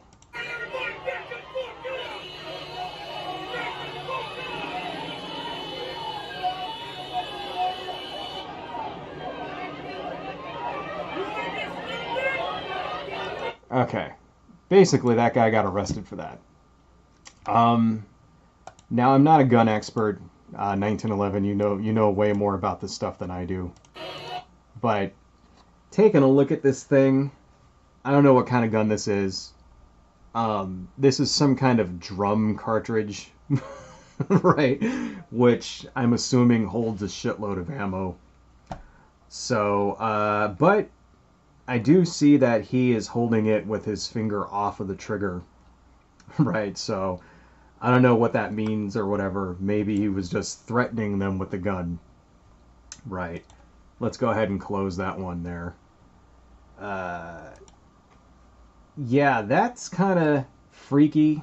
There was some other shit that I wanted to... Hang on. There were some other things that I wanted to actually show. That's kind of freaky there. You know, I mean, I'm actually surprised, to be honest. Like, let me turn the left monitor back on. I'm actually surprised that so far there hasn't been any shootings at these protests. I'm really surprised that nobody has shown up with an actual rifle or something and just emptied it into a crowd. You know, we did see a couple of weird fucking things. You know, the guy with the bow and arrow, for example. We saw that dude. You know, there was another guy with a fucking machete or something. And then the old lady that was in a wheelchair with a knife trying to fucking stab people, stuff like that. This guy doesn't actually look like he was going to shoot anyone. It looks like he just kind of pulled it out just to kind of threaten people with it. But, you know, that's not exactly legal. You're not exactly allowed to threaten people with a gun like that. You know, I mean, I guess he's not going to prison or whatever. I don't know. He got arrested for, what was it like? You know, some kind of assault or some shit like that. What did he say? What was he arrested for? I got it right here. Let's see, blah blah blah. He was arrested for, you know, charged with assault with a deadly weapon. So the guy's probably going to get off because he's probably going to say some shit like, well, you know, I felt like my life wasn't threatened or some shit. And who knows, maybe it was, but you know, I think this kind of touches to a point that I mentioned before. You know, one of the reasons why people carry guns like that is so that, you know, basically they can kind of impose their will on you. Right? That's one of the reasons why people, for example, open carry. You know, um, you know, I mean, I did already basically say this in one of my prior. I don't want to be repeating myself over and over and over, you know. But yeah, it's kind of like, you know, like I said last time, you know, if you were to say like be in a parking lot and a guy that's open carry, like let's say that he opens his car door and puts a big old dent in your car, are you gonna like confront him about it? Probably not. Right? Because he's armed. You're probably not going to get in any kind of like argument with the guy whatsoever. Right? Because he can kill you. And I think that's why this dude pulled out his fucking, you know, rifle right there. Whatever kind of rifle that is. I don't know if it's an AR-15 or whatever the fuck it is. Right? That's why he pulled that out. Just to kind of wave that around at the crowd. Just to demonstrate that, hey, if you fuck with me, this is what's going to happen. And that's illegal. You're not allowed to do that. So, I don't know. I think this guy will probably just get a ticket or something like that because, you know, obviously he saw it and then he just pulled his gun out, held it, put it back in the truck. So he wasn't like, you know, he didn't actually shoot it at anybody. He didn't like, you know, I don't even think he really, you know, threatened any person in particular. I think he just took it out so the people in the crowd would see him have it. And, you know, but what it is, it was a low level kind of threat. It was a low, you know, the implied threat is, you know, if shit happens here, you're going to die. That was the implied threat. Now, whether he could say that, you know, he was doing this because he didn't, you know, he wanted to defend himself, whatever, who knows. But, you know, it's just sort of part of the mentality of people who seem to have firearms. I don't know. It just seems to be a thing that I see over and over and over. Let's see. Let's go on. There's another story here. This one is really kind of fucked up. Okay, let me lower that there. This one's really fucked up. FedEx worker fired, officer suspended after video shows them reenacting George Floyd's death during Black Lives Matter rally. So, here's another video here. Let me go ahead and play this one for you guys too. Let's make this bigger. Basically, these people are walking by, and these guys are on the side. They're like counter-protesters, right? And watch what happens.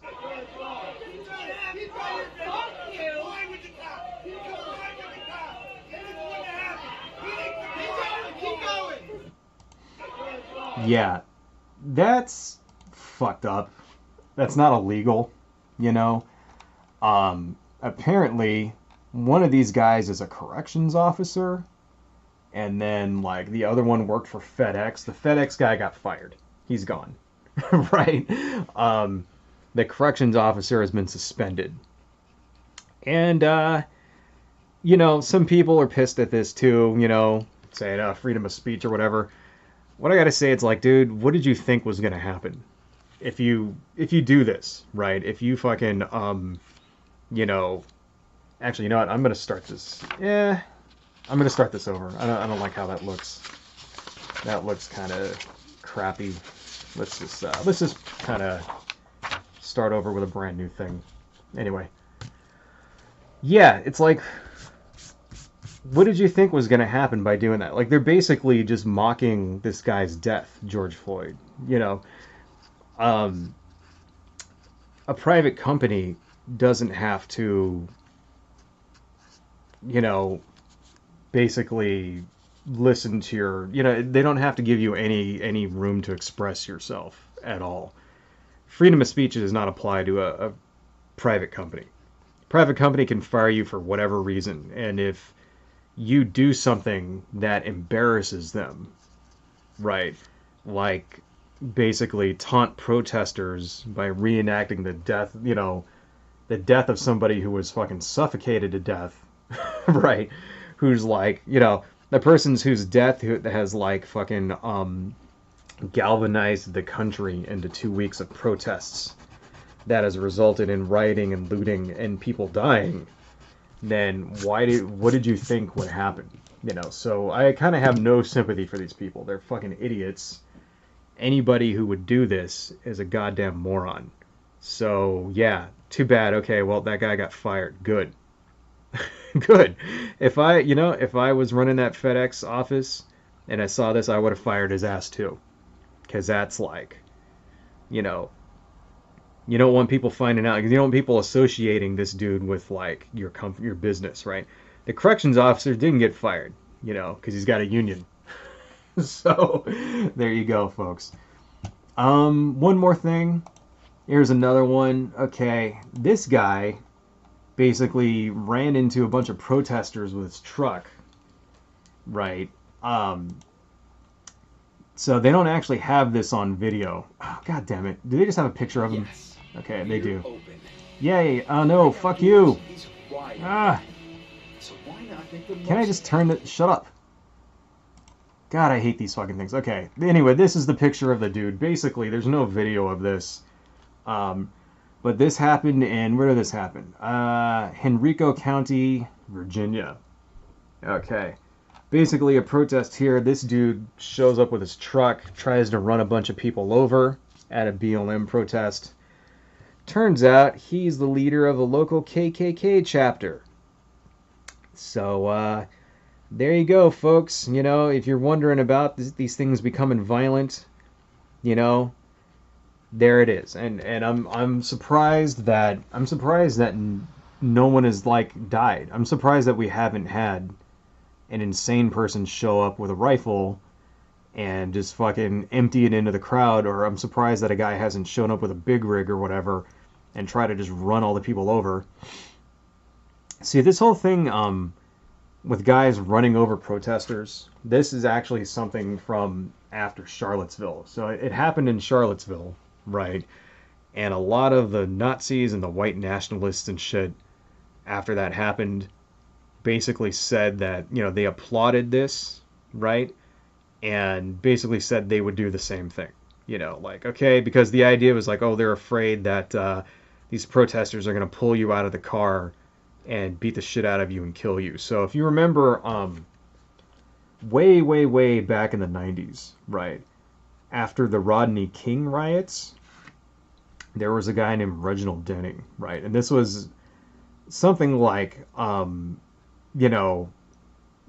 Rodney King gets his ass beat by the cops. They almost kill him, right?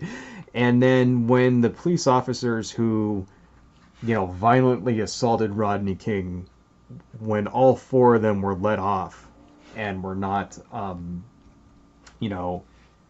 prosecuted for anything, when all four of them got off scot-free, that resulted in the riots. And the first thing that happened in that riot was a truck driver named Reginald Denning was pulled out of his truck and viciously assaulted and had the shit beat out of him, right? Which was, pretty fucking horrible. Okay. Basically, this dude's crime was being white in the wrong place at the wrong time, So, some really, really angry people in a crowd saw a guy, pulled him out of his car, fucking almost murdered the guy, right? Luckily, he lived too. So since that happened, there's been this fear on the right wing, especially in sort of white nationalist alt-right circles, that this could happen to you. And you'll see people talking about this stuff on 4chan and on Reddit and all these other places, basically saying that if they're ever in this situation, if they're ever in a situation where they're in a car at a protest or something like that, and this kind of thing happens, then they were just going to plow through the crowd, and take as many of them with them as they want. And it's just like, you know, okay, it happened one time once 20 years ago. There's no, you know, I don't know. It just kind of goes to show like how fear mongering and like, you know, can sort of influence people, right? And how like fucking online culture can influence people too, right? Um, I would not. I would put money on the fact that this dude has probably read posts like that and has been influenced by them. I mean, shit, he's like the fucking leader of a KKK group. Where do you think he spends his time online? Anyway, so I kind of wanted to talk about that shit for a little while. I think I might make this a normal part of my live streams, you know, where I talk about people who are assholes for a little bit. Um, one more thing. One more thing. Okay, what time we got? 1:52. All right. Let's see. One more thing that I want to speak about before we end this up. Right. And yeah, these two are getting back to you know, basically getting back to the protests and police brutality, right? Especially when you're talking about things like, let's see. Okay, where is it? Here we go. Here we go. Okay, let me just turn my monitor back on. This is a story that happened out, you know. Oh, wait a minute, not that one. This is a wrong thing. I wanted to talk about that last time. Where is it? Where is it? Here we go. Above the law. Okay. This is really fucked up. Okay. There's video that's come out of police in Minneapolis slashing people's tires. Slashing their tires. Now, check this out, all right? So let's make this bigger. Watch this shit. See that? Let me start that over. Let me start that over, okay. Two cops, they go up to this parked car, right? This car is in a parking lot. See, here's the lines, right? It's parked legally in a parking lot. Okay. Walk up, they got knives, they're popping this dude's tires. Look at this shit. Look at that. What the fuck is that? Absolutely joke. Okay, another car, walk up to it, pop its fucking tires. I just got back to my vehicle, parked in a lot, and the police slashed 1, 2, 3, 4 of my tires. They've also slashed every other car that's parked in this lot's tires. Every car that's parked here has their tires slashed. Every single car. Unbelievable. I can't get home now. Guys, what the fuck? They literally just slashed somebody. My live stream tuned out. Oh, there it goes. They're slicing those guys' tires. They literally just sliced somebody. Yeah. What the fuck is that? That is the most ridiculous fucking thing. Like, I can't believe that shit. That's crazy. It's crazy. You know, it's like, you know, we saw a video last time of cops smashing windows in parked cars, right? Of people who are suspected police officers smashing windows on businesses and stuff like that. We saw a video of a guy, like, you know, a police officer who was arresting somebody, picking up a dude's hand and putting it onto a billy club so that they could tear gas him and then charge him with, like, assaulting a police officer with a deadly weapon. We know this shit is happening. This is the most blatant fucking... Now they're just going around randomly slicing people's fucking tires, right? And, you know, this is not a conspiracy. That's the video right fucking there, right? We know this shit is happening. Like, what are they going to say to defend this? You know, absolute joke. I mean, goddamn, like, you know, here's the thing. Nothing's going to happen to these guys. There will be no investigation about that. None of those guys are going to be investigated. No one's going to do jack shit, right? And all of these people with their tires are just shit out of luck, and they're all out $500 for all 4 brand new tires. And some of them, you know, guaranteed some of the people who own those cars in that parking lot are not going to see this news story, and they're not going to know the police did it, and they're going to think the protesters did it. That was the whole point of this all along. There you go. So anybody out there who are defending the cops, especially in Minneapolis, right, saying that it's all like, you know, why are you treating us like animals and blah, blah, blah, blah, blah, and, you know, whatever, we need to be respected. You know, this is why people are pissed. This is why people are not respecting police officers, right? And I say that specifically because my next thing that I want to show you here is the New York Union boss. New York Union boss demands respect for officers after brutal protest crackdowns. Okay, so I'm going to fast forward to where basically the union boss here, check this out. This is the union boss for the police in New York, who is extremely angry. Like I said before, police unions are very powerful, and he's going to give us a thing or two. He's going to like give us a piece of his mind. So let's go ahead and play this for a little bit. This isn't stained by someone in Minneapolis. It's still got a shine on it. And so do theirs. So do theirs.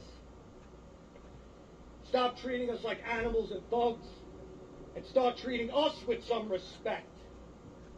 That's what we're here today to say. We've been left out of the conversation. We've been vilified. It's disgusting. It's disgusting. Trying to make us embarrassed of our profession. 375 million interactions. Overwhelmingly positive. Nobody talks about all the police officers that were killed in the last week in the United States of America, and there were a number of them. We don't condone Minneapolis. We roundly reject what he did as disgusting. It's disgusting. It's not what we do. It's not what police officers do. Our legislators abandoned us. The press is vilifying us. Well, you know what, guys? I'm proud to be a cop. And I'm going to continue to be proud to be a cop until the day I retire. And that's all I have to say.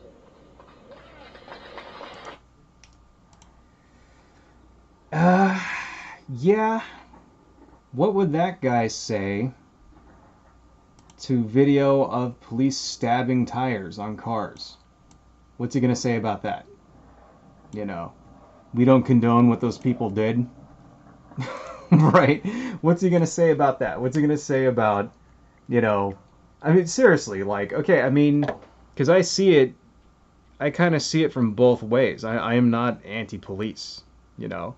My dad was a cop. I very much support the police. I believe that having effective police in the country is necessary to having a stable society where people are protected. The reason being is that not everybody can protect themselves, right? Not everybody has the physical ability to protect themselves, you know.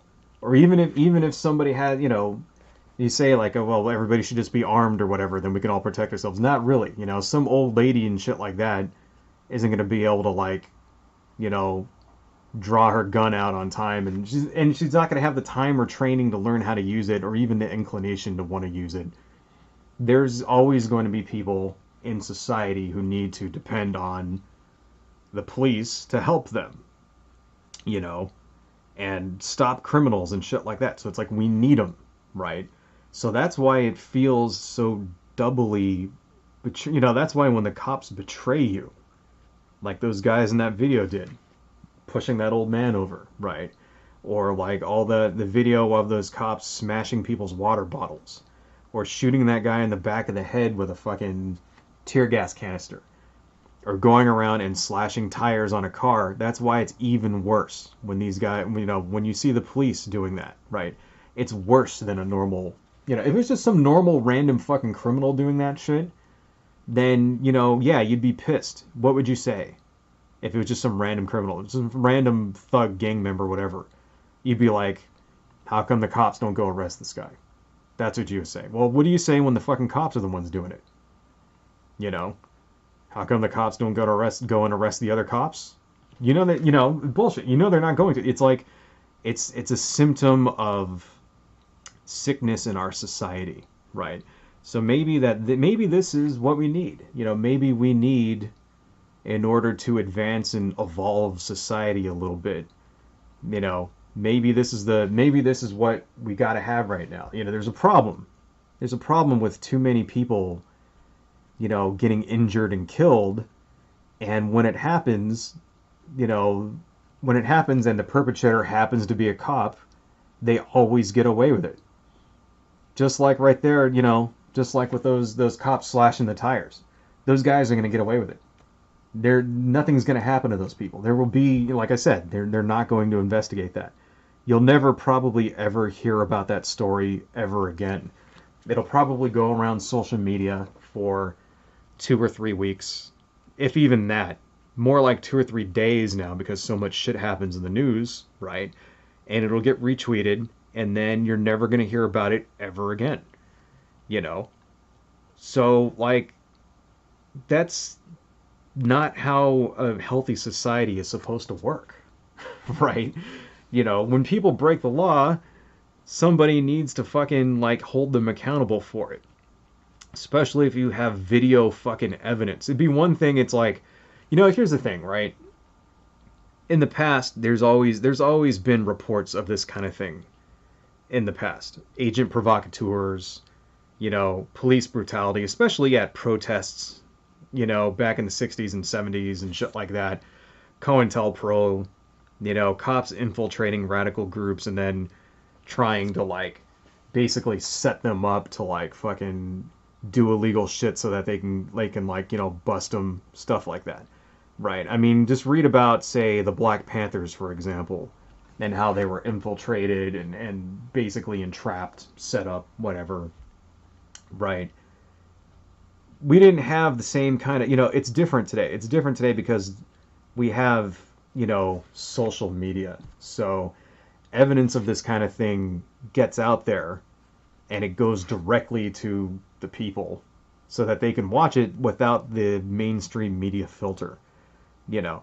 And that's part of the reason why this shit is so effective now, you know. Like this, really, that video right there of the cops slashing people's tires is doing more for this movement than all of the rioting and looting put together. Right? That video of, you know, of fucking that old man getting pushed over and bleeding from his ears and the cops not doing anything to help him, that's also doing more for this movement than all the rioting and looting that you could, you know. This is what people, you know, this is how you change hearts and minds, right? This is how your movement grows.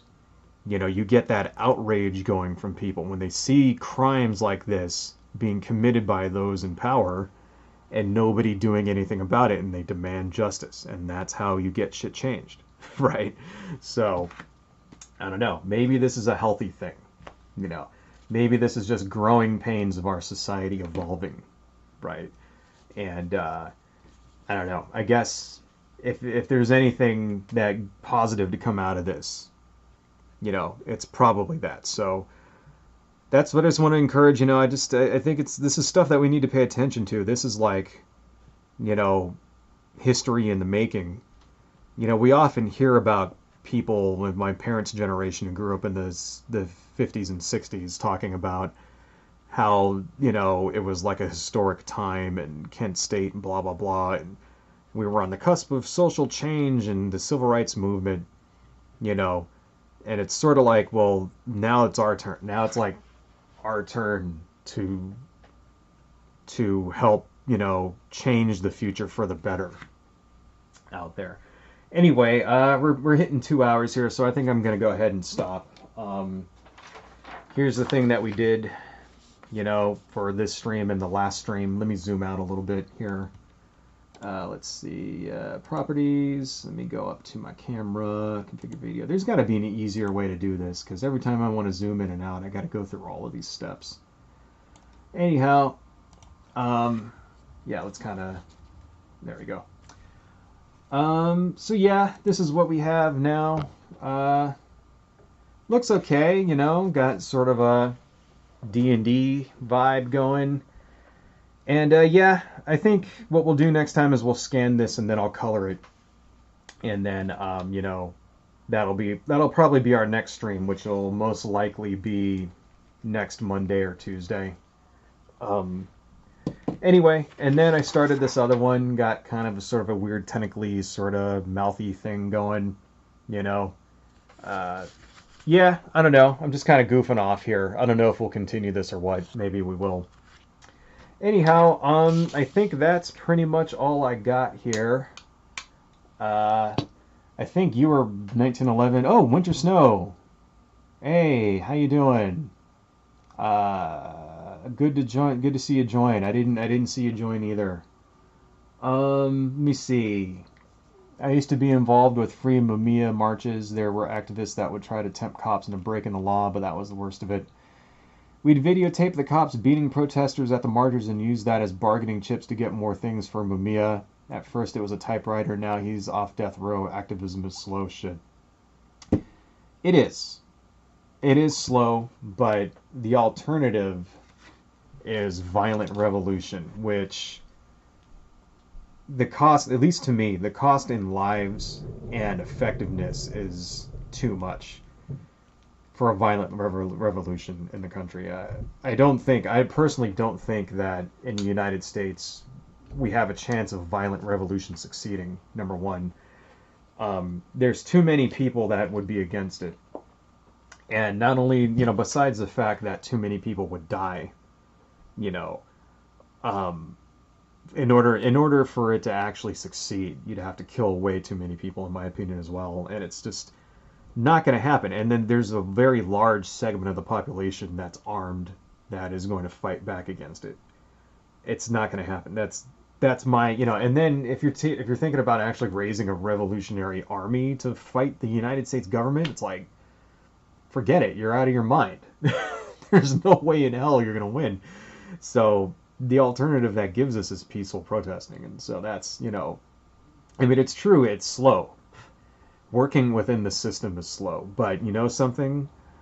The system can get its ass in gear and definitely move faster when you fight back, when you push back. Just like this, for example, this thing in Minneapolis, where now, you know, there is 2 weeks of rioting and protesting, and now you got people on the city council in Minneapolis saying that they're going to work towards defunding the cops, you know, demilitarizing the cops. It's like, that shit, you know, that wouldn't have happened if people didn't get out there in the streets day in and day out and fight for it, you know. And I think it would have been, I personally think it would have been more effective without the riots. I think it probably, you know, would have gone faster and less people would be hurt and less people's financial, you know, would be hurt as well. Like less people's financial well-being. Because you got to remember, like, every time they loot something, every time they burn something down, that hurts the person the people that own that, hurts them, you know. And you hear shit like, this is what the shit people are saying online. They're saying shit like, oh, well, it's just Walmart. It's fucking, you know, it's insured. Yeah, that's not, you know, that's not necessarily true, right?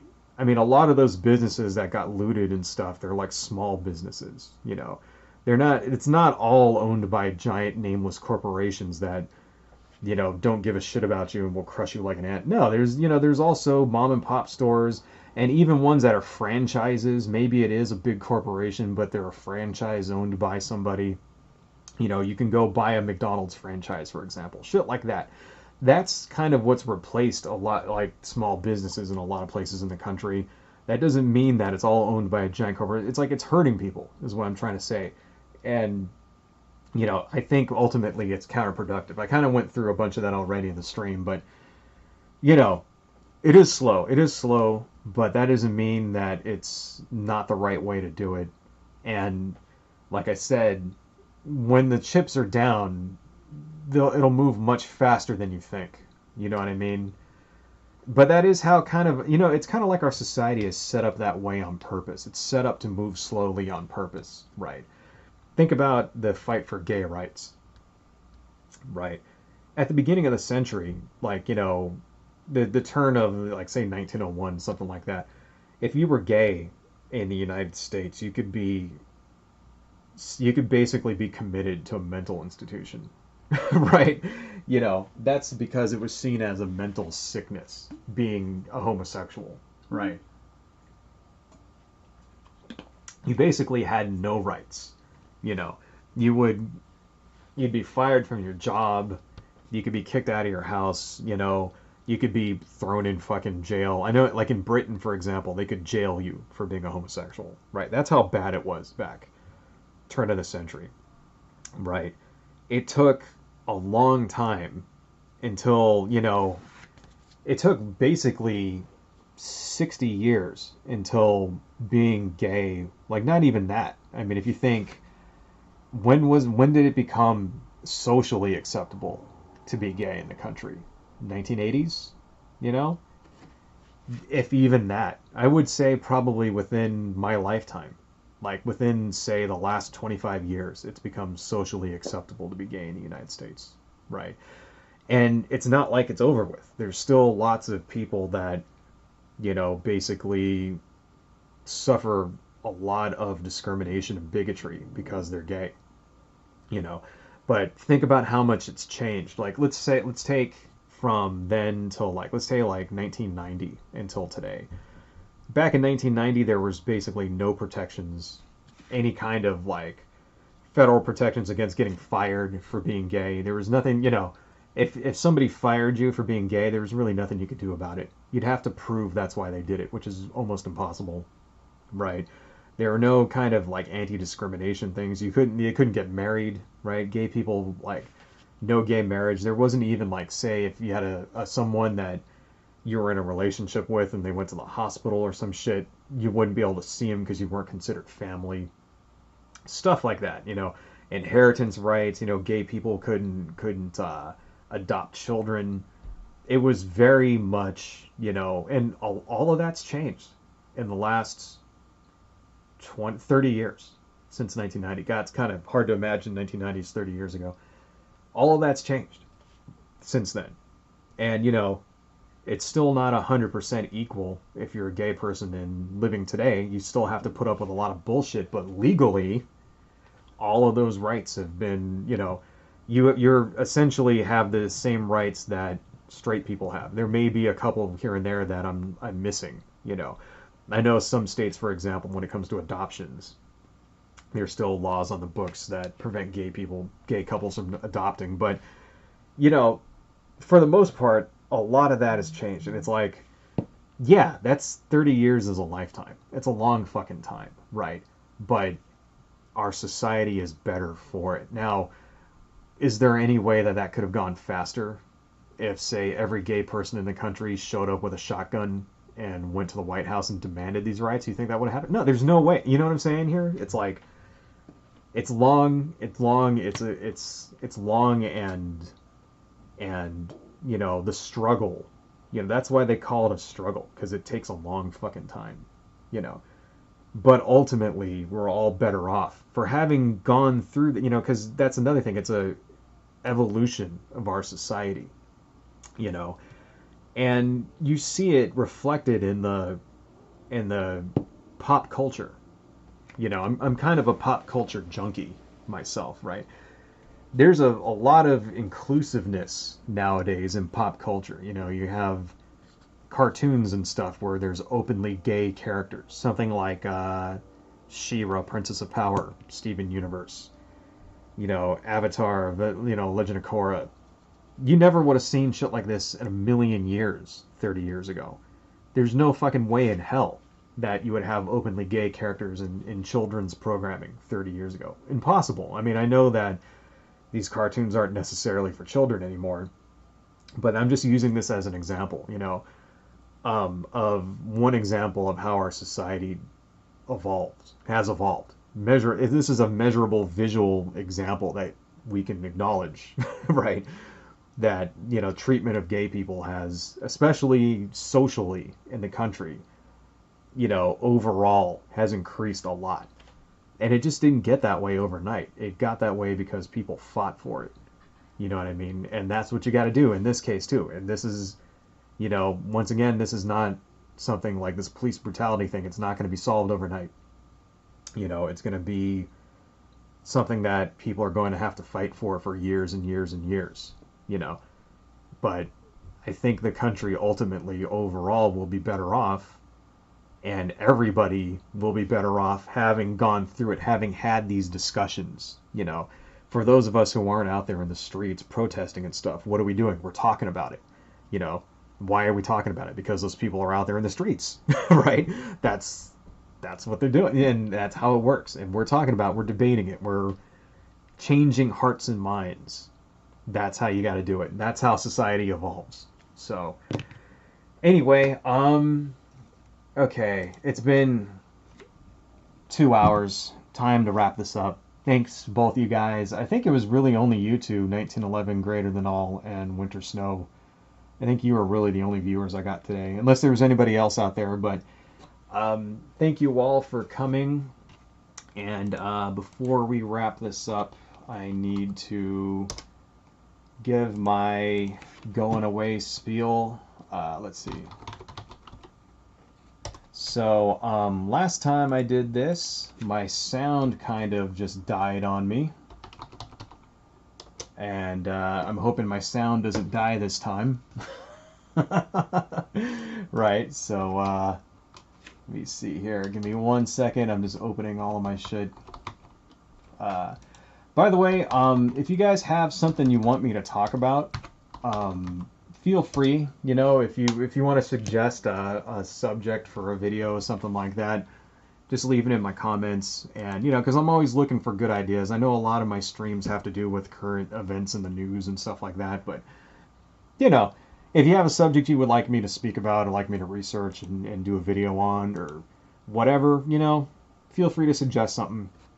Anyway, guys, I'm going to go ahead and end this, but before I end it, I got to go through my ending spiel here. This is my ending where I talk about all my other you know, websites and shit like that. So if you like what I do, please consider joining my Patreon. This is Patreon at /Hwanja, and right now I don't got no patrons.